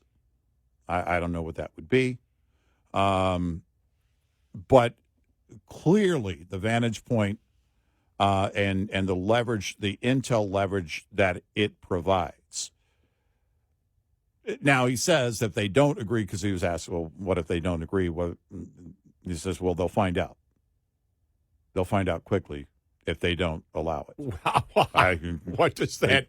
I don't even. Well, I mean, that's I don't even know. That's a huge thing to just leave sitting there, especially, again, I mean, domestically speaking, with a significant portion of his own base. Yeah. Where he is we're not going to get involved in forever wars. Right. And so it's like already with the Ukraine thing, I would expect blowback from the anti-Ukraine demographic of MAGA. Yeah. But then again, you and I were talking about with the whole Turning Point USA and MAGA and everything else, and Reason Magazine, which is a libertarian magazine, said, basically asking the question, is Turning Point MAGA? And we had said this beforehand. Charlie Kirk formed that before Trump ever was president. Yeah. This goes back a few years. Yeah. When you look at the Christian portion of it, the forgiveness portion of it, everything else, here's a question: is Tucker Carlson Turning Point? Does Turning Point want a hint of anti-Semitism involved? Right. In there at all? Right. Which brings the question up, and I was looking, for example, we'll have it coming up, the CNN poll on Republicans versus Democrats. Now, Trump on the economy not doing good. The Republicans, people believe, would do a much better job than Democrats. When you ask about the Republican Party, right, not the Trump administration, right, currently, and when you see the numbers for the midterms, you're completely and totally optimistic if it's true. Right. You're like, well, they're going to win. Yeah. So, I mean, what is the demographics now that will vote Republican? Right. Great question.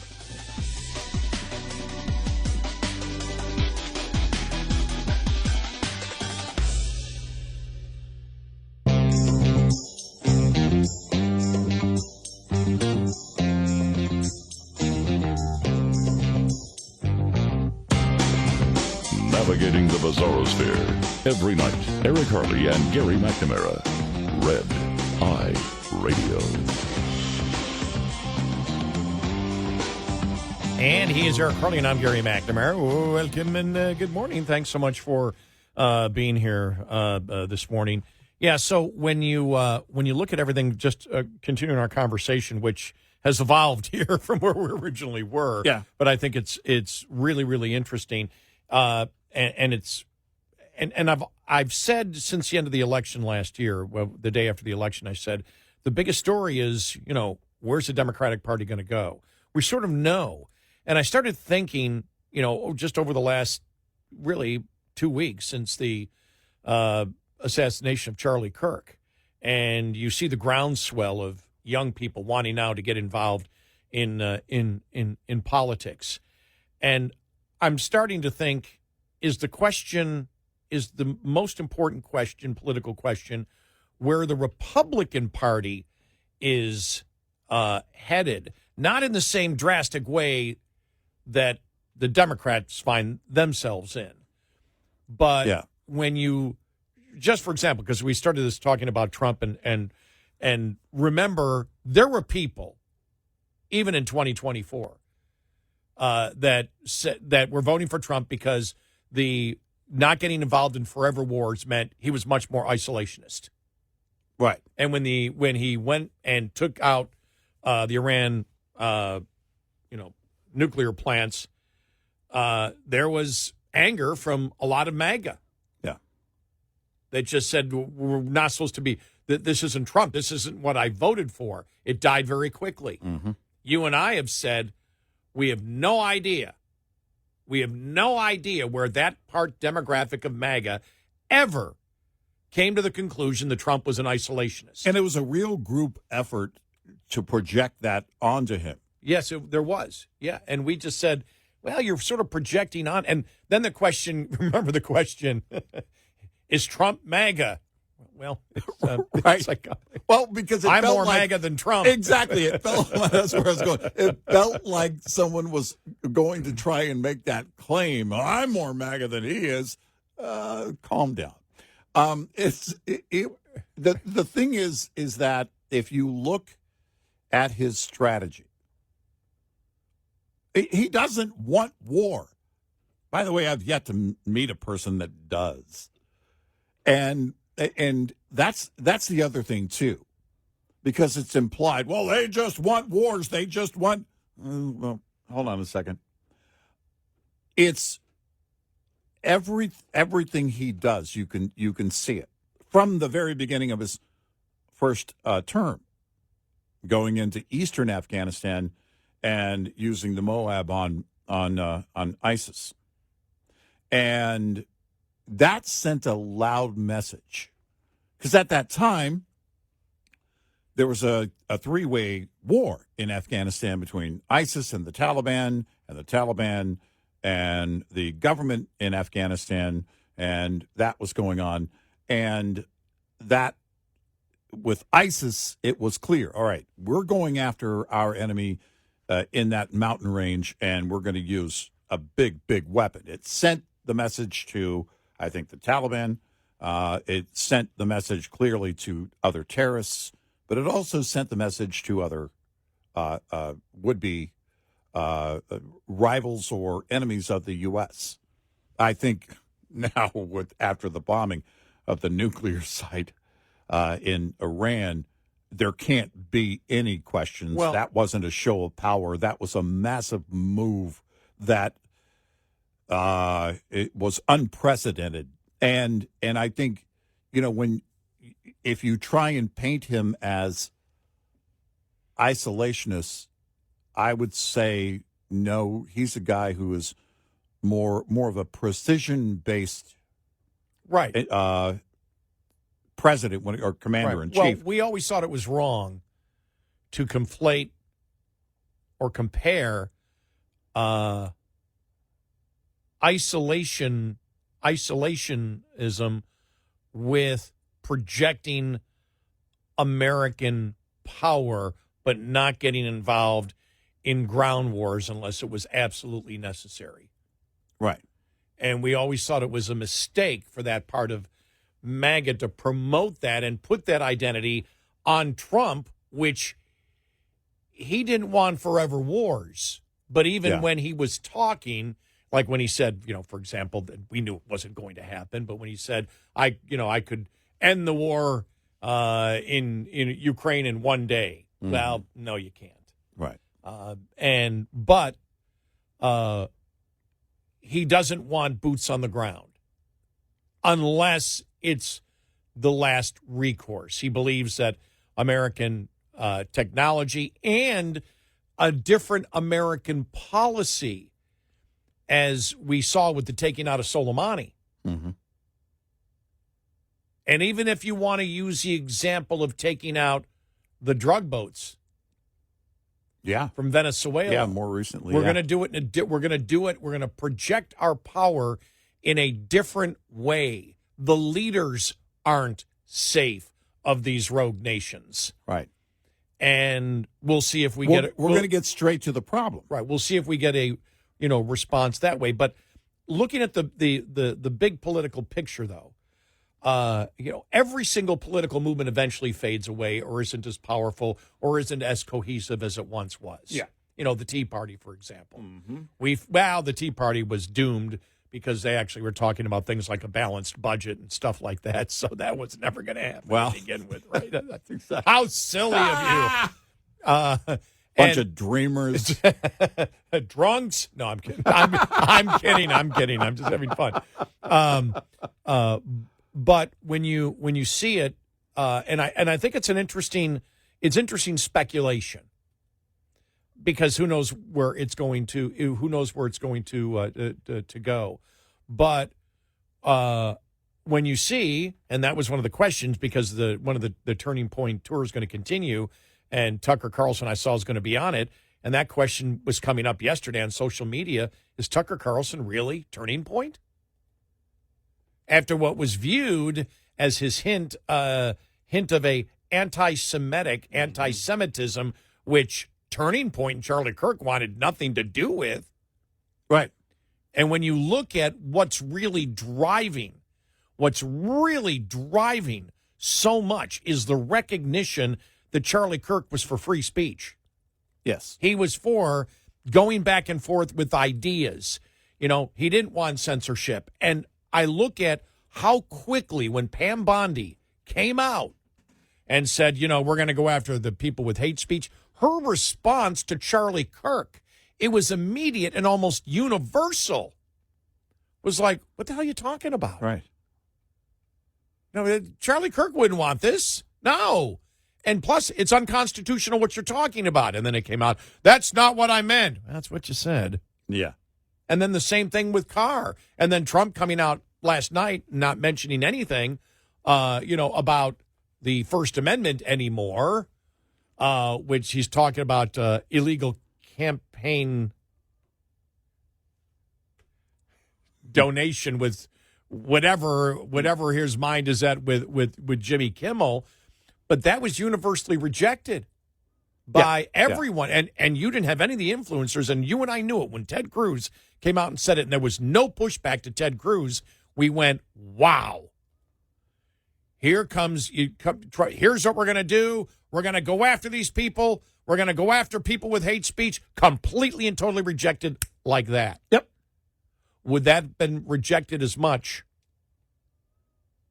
in February? Would that have been as rejected as much in his first term? But it was absolutely rejected across the board by Republicans and conservatives, and even the, as we say, the always Trumper influencers who agree with anything that he does were quiet. And we went, wow, whoa. And so that's why I asked the question, and then you see this here, that the GOP advantages in the midterms. Mm-hmm. Now, Trump, in every single poll, he does great on almost everything except what? Inflation in the economy. Yep. They has. I want to play this here from Harry Enton from CNN. GOP has 7% of the economy. This is the Republicans, not specifically Trump. My question is there a broad-based, and I'll give credit to Trump for this, for bringing, has it become so broad-based where you have a wide range of opinions and people are saying, okay, I agree. There is no issue that defines your party. It's a set of issues, and if I agree with 60% of you, I go with you instead of, sorry, Democrats, 0% over here. Yeah, I'm not going to be a one-issue person. Right.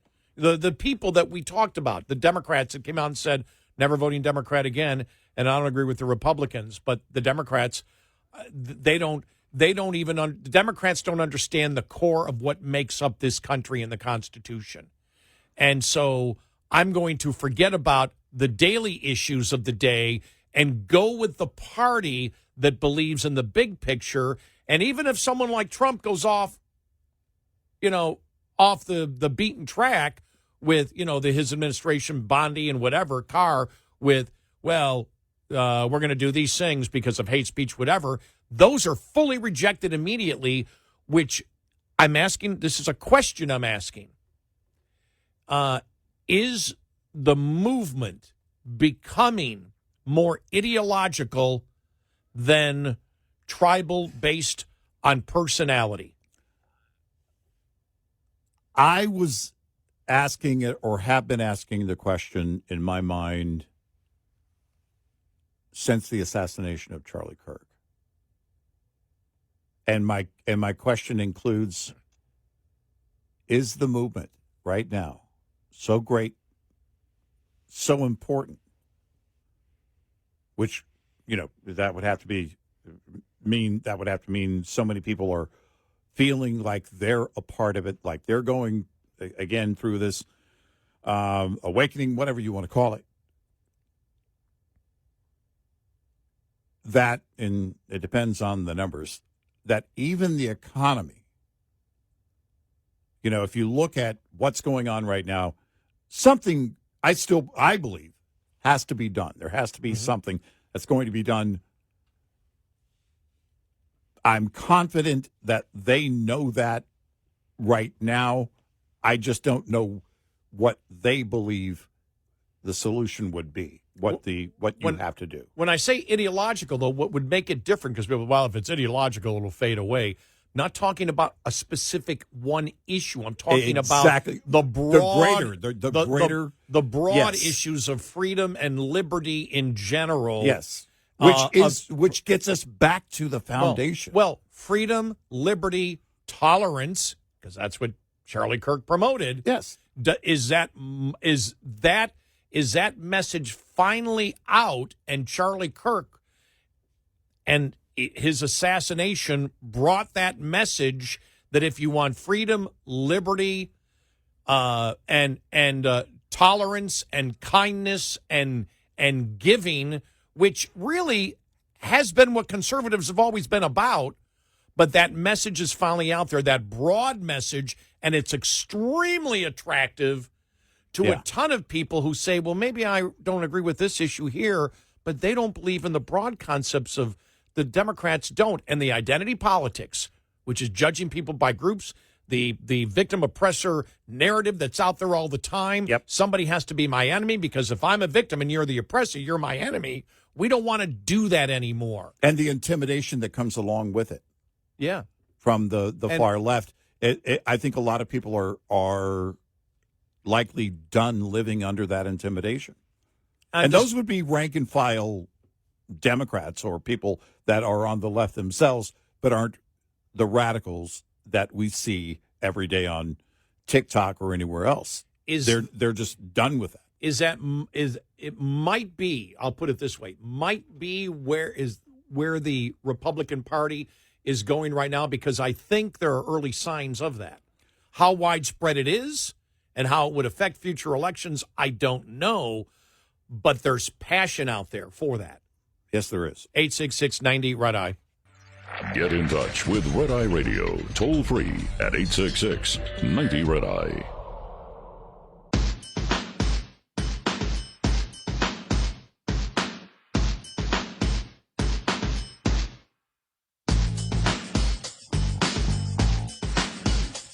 We are Red Eye Radio. He is Eric Harley, and I'm Gary McNamara.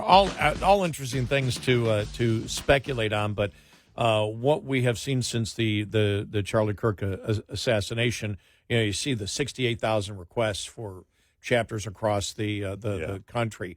I was just telling you, I mean, I guess there's the new quarterback for the New York Giants said, we're going to win the first game, and I'm doing it for Charlie Kirk.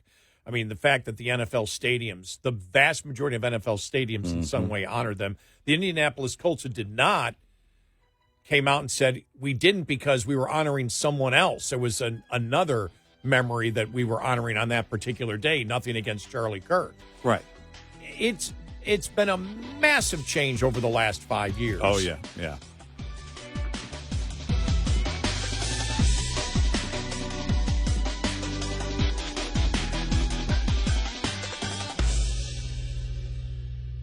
This is Red Eye Radio on Westwood One.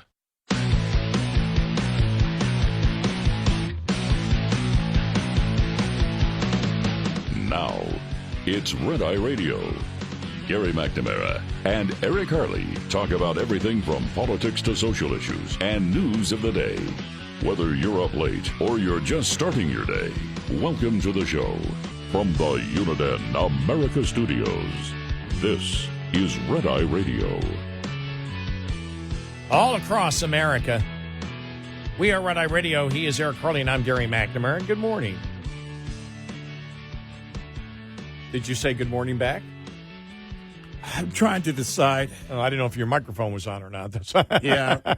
No, it's on. I'm just, okay. I don't know if I want to go as far as to wish everybody a good morning or you a good morning. I'll just say this. Proceed with caution. No, we hope everybody's having a great Wednesday. We're now in our second day of fall. Second full day of fall. It started a couple of days ago. We didn't really mention it because 97, 98 degrees still here in Texas. Now, we're supposed to not have that now for a few days. It's supposed to only reach up to close to 90. Today, I think it's going to get in the mid-80s. Then we might get back in the upper 80s around 90. But cooling down a little bit. That's basically our October weather. Seeing Dad this weekend, I think it's going to be like anywhere between 70 and 75 there. Yeah. As a high, and then low 50s. Yeah. Maybe reach the high 40s. We had some of that on vacation in Tahoe, and that was cool, especially when we were outside a lot, hiking and everything else. It was just beautiful. But, man, the humidity here has been crazy. Oh, man, I walked in tonight just from my car, and I went, okay, it's supposed to cool down tomorrow. Let me savor the last. Nah, I'm going into the air conditioning. Yeah. I wanted to savor. For a second there, I had that stupid idea. Let's savor the humidity, the real muggy, hot, sticky weather. And I went, nah, I don't think so. Yeah. And then I moved on. Yeah. Right. All right. So we're talking about, where the Republican Party is going. And one of the reasons because of a turning point and young people and a passion which is unique and coming from the assassination of Charlie Kirk. Yeah. And, you and I remember you had the Tea Party movement, you had the MAGA movement, the turning point movement, which was not a creation of MAGA. Yeah. Right. It was a creation from Charlie Kirk, and we've talked about how it seems seems to be, again, it's in its infancy, an ideological movement, but not based on specific ideas, on specific topics that everybody must be in agreement with. Right. It's almost as if it's a broad brush of freedom, liberty, freedom of speech, tolerance, caring, kindness, everything that I can still remember my dad getting a little bit upset when W came up with the term compassionate conservative. Yeah. And he said the compassion is in conservative already. Yeah. He didn't like that from W because he goes, I'm a conservative. To be a conservative, and as a Christian Catholic, that's automatic. Right. You're already you're compassionate. You're conservative, compassionate. It's in there already, and so how powerful is that? And you take a lot of yesterday's conversation with today's conversation, because we talked about how all these different things have come together over the last couple of years, things that are unique in history. We talk about forget about the political things or like the censoring of Republicans and stuff like that. It's like, what do young people relate to? And I always remember when I talked to my young old friend, she was an old friend, and this goes back about 15 years ago, and she left Iran at 18 by herself. Her grandparents were over here, and she had a very small window, whatever the immigration law was, to come over, and she did. At 18, she was over here. I went, whoa, wow. She goes, yeah, I had to get out of there. And I remember asking her, I said, well, what do you think about the United States? I said, you can tell me, do you hate the United States? She goes, I'm here. What are you talking about? Do I hate the United States? So when you're over there, did you know what's going on? She goes, yeah, we had access to the internet. And I said, well, when you look at the situation over there, then you don't blame the United States for the situation that your home country's in. And she said, no. I said, who do you blame? And this is a quote. Our stupid government and our stupid religion. End of quote. And I said, what is it that you want to be able to do over there? And it was what? And when I met her, she probably was 20 or 21. So she'd been over here for a couple of years. And she became a citizen. And she said, we want to be able to dance, want to be able to listen to music. Everything that you would expect out of, somebody who's that young. Yeah. It wasn't that she said, well, I'm sick of the Keynesian economics that they basically practice over there. as a theocracy where they're not really producing anything. And I want to be part of a much more capitalistic society where you have durable goods and services that actually produce. That wasn't it. Yeah, right. It's what young people want, which is I want to be able to do the things that I want to do. I want to be able to express myself and all that. And when you think, and we talked about this yesterday, that a lot of the passion for freedom of speech, a lot of the passion for being able to do what I wish to do with the compassion in it comes from that generation just a few years ago being lied to by the government and saying, you got to stay in the house. Yeah. Yep. You can't do this. You can't do that. Graduation's canceled.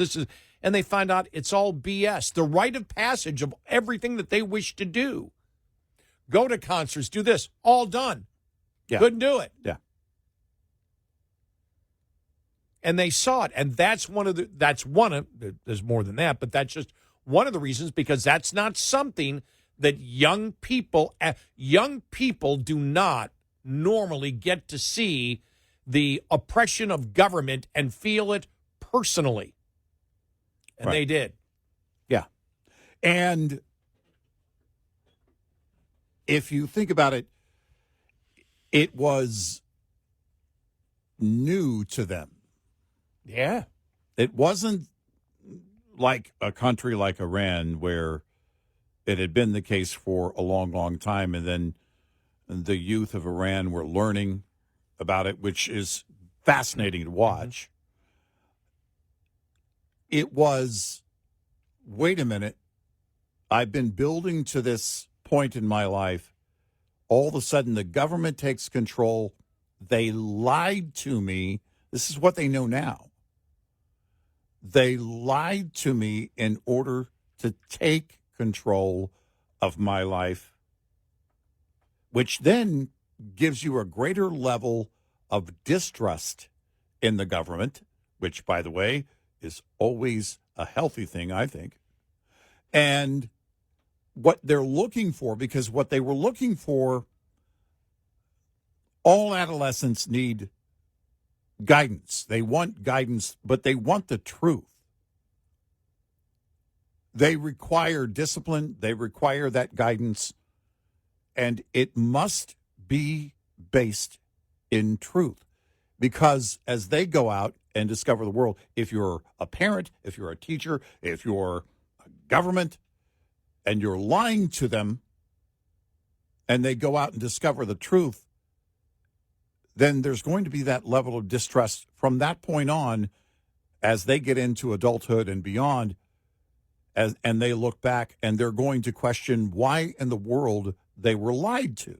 And then they come out of that, and they go into college. And what do they get from college? They get identity politics, where in their own lives, when you just talk about regular people in the United States interacting, they'll interact with anybody. They don't care. Right. They don't care what the color of the skin is. Right. And all of a sudden, they go to college, and it's like, oh, by the way, if you're white, you're an oppressor. Mm-hmm. And if you're a part of a marginalized group, you're a victim. Right. This person has oppressed you. All of a sudden, you're pitting people against each other. Yeah. All of a sudden, you're being told that you must agree that a man can be a woman if a man says so. Right. And when the polling has come out, as we have seen over the last year, asking young people in college whether they agree with how colleges are set up and how they're indoctrinated, they disagree, including the majority of self-identified liberals. Yeah. Who said, oh, yeah. we just get along because we just want to get out of here. They're all nuts, but we're just doing what we have to do to get out of here. But it's the continuation of that. And so COVID ends, they go into an institution of higher education, and they realize, look, I need to get out of here to get a job. I want to go and do things. I want to be free in my particular life. But how the hell did this get set up? An institution that it was trying to brainwash me into stupid, ridiculous things. Right. Well, then you've got somebody like Charlie Kirk who comes along and comes to your campus and says, I believe in freedom of speech, and this is all bogus. Well, my God, you talk about young people who, especially when you're young, you're a rebel to begin with. Yeah. And if you're held back, I was. Yeah. When I was in high school, especially when I was in high school, you told me to do something, authority figure, I'd do the opposite. Yeah. Just because I'm not going to do what you tell me to do. Right. Now, part of it was stupidity and stubbornness, but that's all a part of growing up. But then when I went to college and started paying for it on my own, and it was like, oh, okay, I've got some skin in this game, then I started demanding accountability from the stupid teachers who weren't trying to educate me, but might be trying to brainwash me into their particular ideology. Right. And so it's the natural thing that happens. Kids want to be on their own, and they're being held back, and then they're being BS'd like you can't BS. Right. I mean, nobody's tried to BS young people like the generation of adult at universities. And here's Charlie Kirk. Yep. Doing my tour. Here it is. Charlie Kirk's coming. You know, the buzz that happened. You could see it. You saw it even in Utah beforehand, the videos that came out. It was an event. Here's this guy coming out. You can be free. You don't have to pay attention. You don't have to be brainwashed. Yep. We believe in freedom of speech. We believe in listening to what the other person has to say. Well, the professors certainly don't, do they? Everything that he was selling was so attractive, not on necessarily specific issues. There were specific issues in there, and they got into details of it. But that really didn't matter. I think really it is the entire umbrella of freedom, liberty, tolerance, caring, love, God, all of that.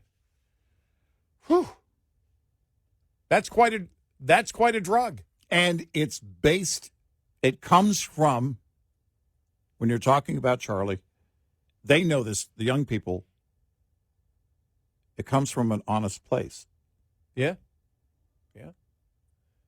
There were some who would tell you, I don't know, he was a racist, or he was a bigot, or he was this, or he was that. But if you were being intellectually honest and you were at one of those events, even if you didn't agree with him, you knew it was coming from an honest place. And they have been lied to no end by everybody around them up to this point in their life. Well, but you just sort of hit it right there. If you called Charlie Kirk a racist, anybody who was excited to see him or know what he was about learned that the allegation isn't enough. Right. You need to make your point to me. Exactly.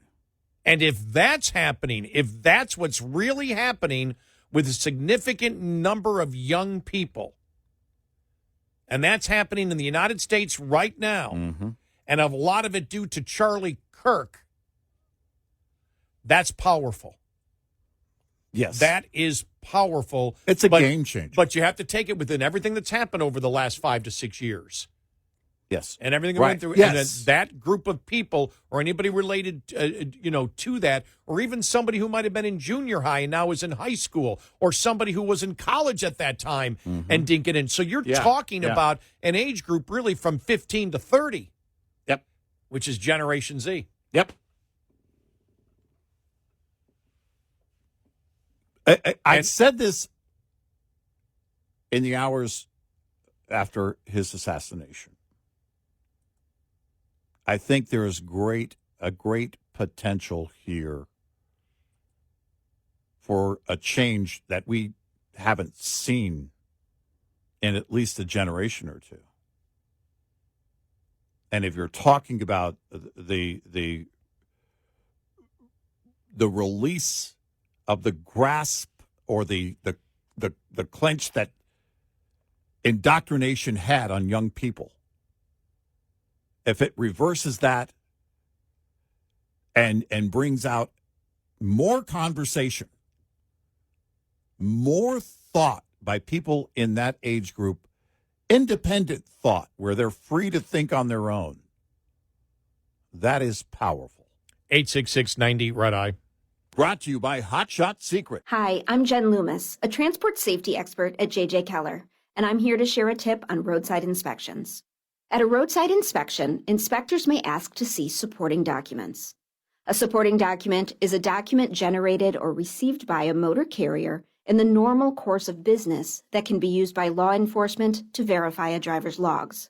These documents can include bills of lading, itineraries, schedules, or equivalent documents that indicate the origin and destination of each trip.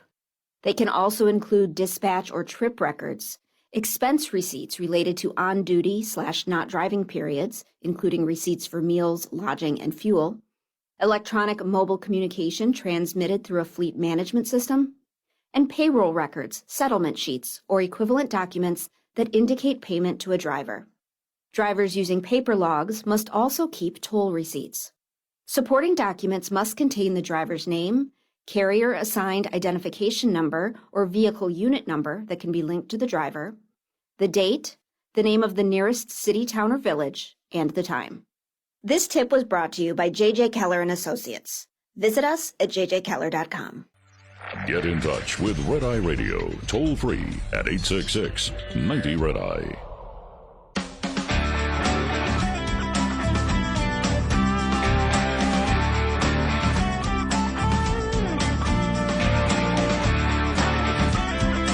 We are Red Eye Radio. He's Eric Harley, and I'm Gary McNamara.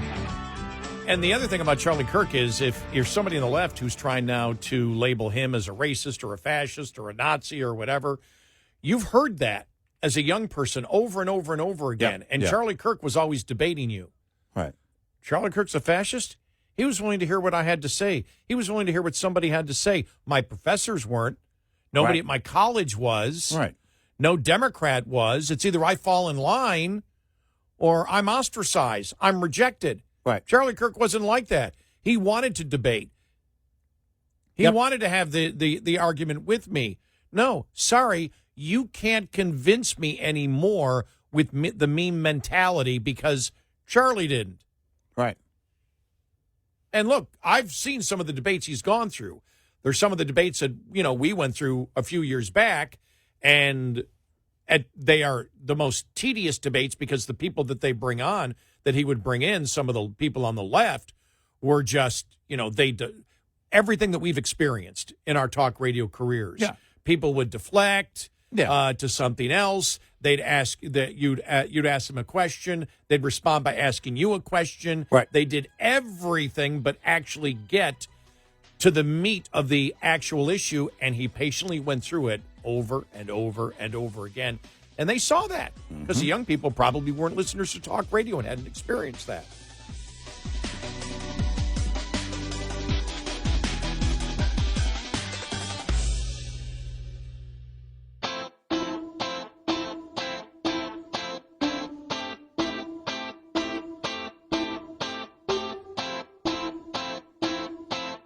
You're listening to Red Eye Radio from the Uniden America Studios.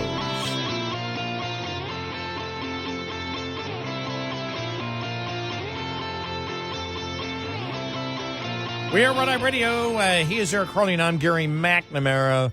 Welcome and good morning. Thanks so much for being here today. Yes, so, just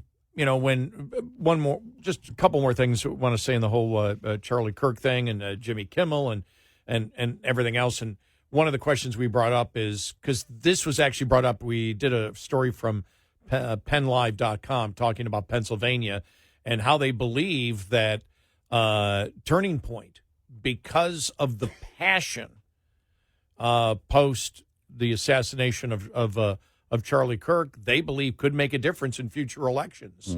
And we've talked about young people in Generation Z and just what they've gone through since COVID. Yeah. And then when they get into college and all the indoctrination, well, if you've ever want a group of young people that ever wanted to revolt, well, they actually have felt unlike many other generations, they've actually personally felt when government, number one, has been wrong and lied and helped to destroy their quality of life. Mm-hmm. They didn't have to wait to see whether their tax money was used efficiently. Yeah, right.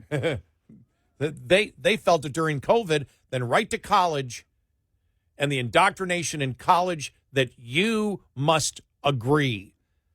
And if you didn't agree, then silence is violence. Yeah. If you were ever setting up young people to say, all right, we've had it. Sorry, you can't do this to me. If there was ever a group of young people that had an appetite that I wish to be an individual, I wish to be able to express what I believe, what happened to me was an injustice, and then you tell those people, well, sorry, if you believe in individuality and if you believe in autonomy and you believe in self and you believe in your own self-worth, that's white supremacy. Right. Remember, that's what they were. What they were teaching you. Yes. And so you see all these things, and we've talked about them as adults, but we weren't there. We didn't experience. We can relate to it, but we did not experience that. Now, none of us like what happened during COVID. Yeah.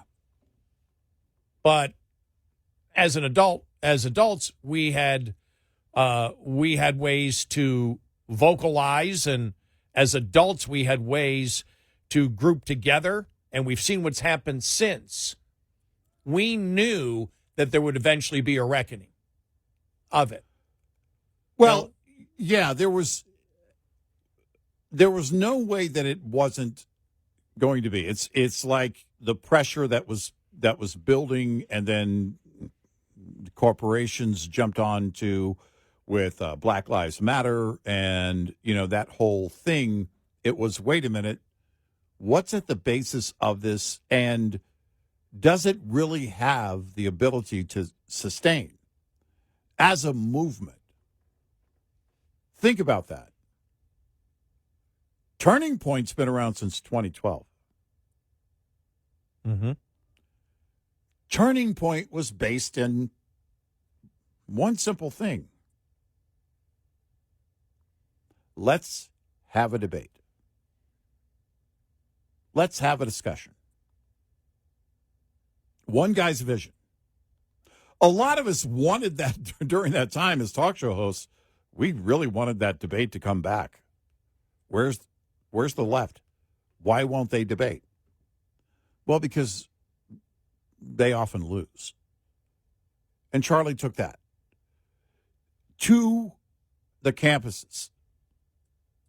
And that, to me, is, again, the difference between something that's real, based in something that is very simple to understand and pure with its intent.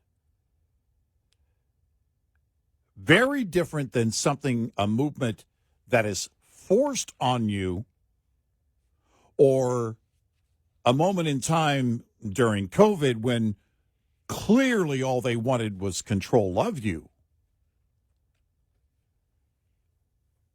Kids, and I call them kids because they're kids to me. Infants to me. Exactly. They're not stupid. The left believes you're stupid. They certainly want you to be willfully ignorant. That's the entire attempt. I don't wish you to be. I don't think that you're stupid. I think people are willfully ignorant. I'd like that to change. It's interesting that you talk about that, because I'll see my great nephew. My great nephew and I are really close. We really are. And he's 17 now, and doing great in school, doing great in sports, great future ahead. And every time I go back, I'll pick him up on Saturday morning, and we get in the car. And most of the time, if he's not exhausted from the night before, whatever sporting event he's in, the questions start, what's going on. But I always, since we've been communicating and talking ideas, I remember, maybe not as much now because I think he knows me now. But even in the beginning when he's throwing questions out, the first time they knew you, but they weren't questioning you. Uncle Gary, why this? Why this? Why this? Yeah. And he turned to look, and I would look in his eyes, and I'm like, he's looking at me. I think he's looking at me wondering if I'm going to bull crap him.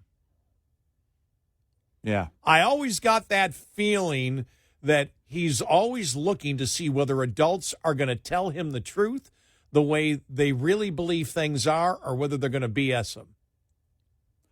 And I always got that feeling, that you didn't want to be, and the same even with my nephew when he was younger. But I mean, I'm experiencing this now again with the great nephew, and it's really, and he knows. But I've also told him before. I've told that to my nephew that, that they've been, they're like my children. Yeah. But I've always told them when they were very young and started asking questions, I said, look, you're going to be like my dad. When my nephew was probably 8, 9 years old, my dad would put me on the radio because I was working in Buffalo at the time. And someone would call up and say, you're just a racist. My nephew was like, yeah. What do you mean? Like, Dad, don't let him listen yet. Let him get to be a little bit older. Well, I didn't know that was coming up. Yeah. Yeah. But it was all, I mean, it's fine. I mean, sooner or later, when my great, and just so people know, my great nephew is Jamaican Irish, as is my nephew. And so, but my great nephew, wow, one of the first questions he asked was probably about race. Yeah. Right. And do those talks happen anymore? No, he's way past that. He's way with me. I mean, I don't know what happens when you're a 17-year-old when it comes to that, but with me, he just he knows it doesn't matter. But always from both of them, I told them, I said, don't agree with me. I said you're going to know I'm on the radio. You're going to hear me on the radio. Do not agree with me because I'm on the radio, and then you assume that I know something that you don't, and therefore I must be right. Unless you can justify it in your head, you come and ask me questions. If you understand what I'm saying, fine. Right. If you don't, you ask me questions. But don't agree with me because I'm your uncle. Right. And that's something that doesn't happen in the radical transgender movement. It's indoctrination. Adults indoctrinating children. I don't want to indoctrinate anybody. I don't want to indoctrinate children. I want to be able to make my case, whether, they're, your kids or my nieces and nephews, whatever. I want them, if they agree with me eventually, to agree with me based like anybody else. Yeah. On the quality of my argument and the substance, the substance of the actual issues and whether I understand it, just like I would anybody else. And you get their respect, and they actually respect you for it because they went, no, you always gave me a choice. You always told me no. And my nephew will tell me that. He goes, yeah, you always told me no, don't agree with you. He goes, I agree with you, but I don't agree with you because you're my uncle. You always told me that. Yep. And there's a freedom in that. Well, they recognize you're not trying to indoctrinate them. You're saying you have a choice. Yep. And I've always done that with my kids, my grandkids. And because there's something about the one thing about children, and it starts as soon as they can talk. They ask questions. And there's the old joke. Why? Well, that's, you're talking to a 3-year-old. Why? Well, because the chlorophyll in the leaf is green. But why? I don't know. Go read a book. Google it. You have your own phone. You're 3. Yes, exactly. But Check your smartphone. But when they get to a point with indoctrination, they can't even ask a question now. No, you're right. Yep. So that's a big thing that has changed. Oh, with a generation or maybe two, but I think it's more with this generation. Well, wait a minute. Why can't I even ask the question? That's what's different. In the simple effort to learn more about what you're telling them, they can't ask a question? Yeah. And that's what's different. Then if you ask the question, Josh Hawley found that out from that Berkeley professor. Yeah. Well, no, you even asking the question is transphobic. Exactly.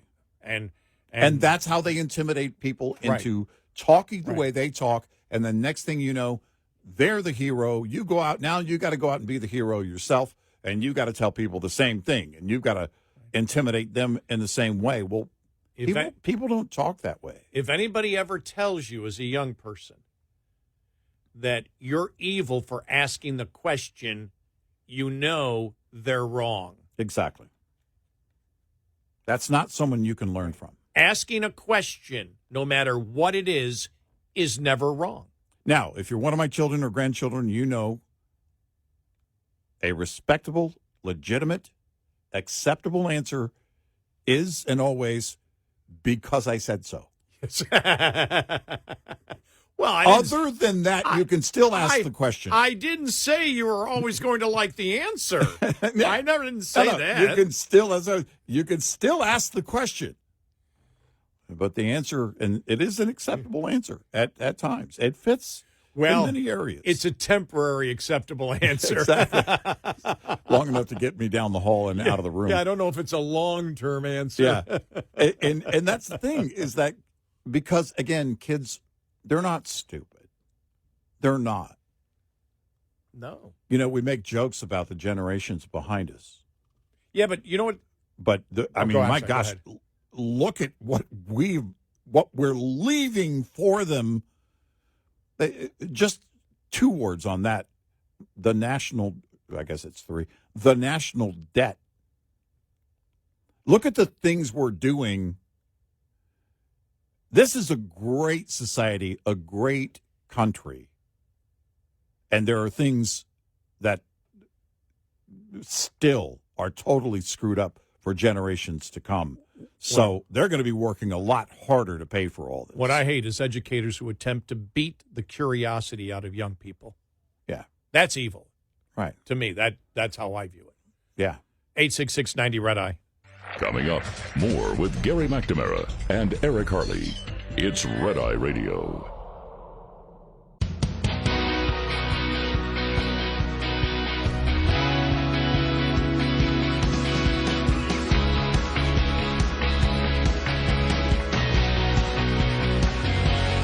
We're at Red Eye Radio. He's Eric Harley, and I'm Gary McNamara. Coming up on the top of the hour, we got some stories we got to get to. I just love this headline. California trying to keep oil and gas firms from leaving the state. They want oil and natural gas firms that are saying, oh, we're leaving. Bye. You've been so oppressive. No, come back. What are you doing? Right. Come back. Yeah. Prices are too high. Oh, what? Yeah. We'll have that story for you. Plus, the polling from CNN yesterday. This is on Republicans versus Democrats, not the Trump administration. Republicans in Congress versus Democrats in Congress. Right. Who do you trust more on the issues? The economy, 7 points for Republicans, and the rest are just through the roof. Yeah. I think that's the closest one. It's still a good thing given, where we are and the job situation right now. And again, there's still opportunity to whatever it's going to be for the administration to come in and act. But that'll be interesting to take a look at that poll in depth coming up.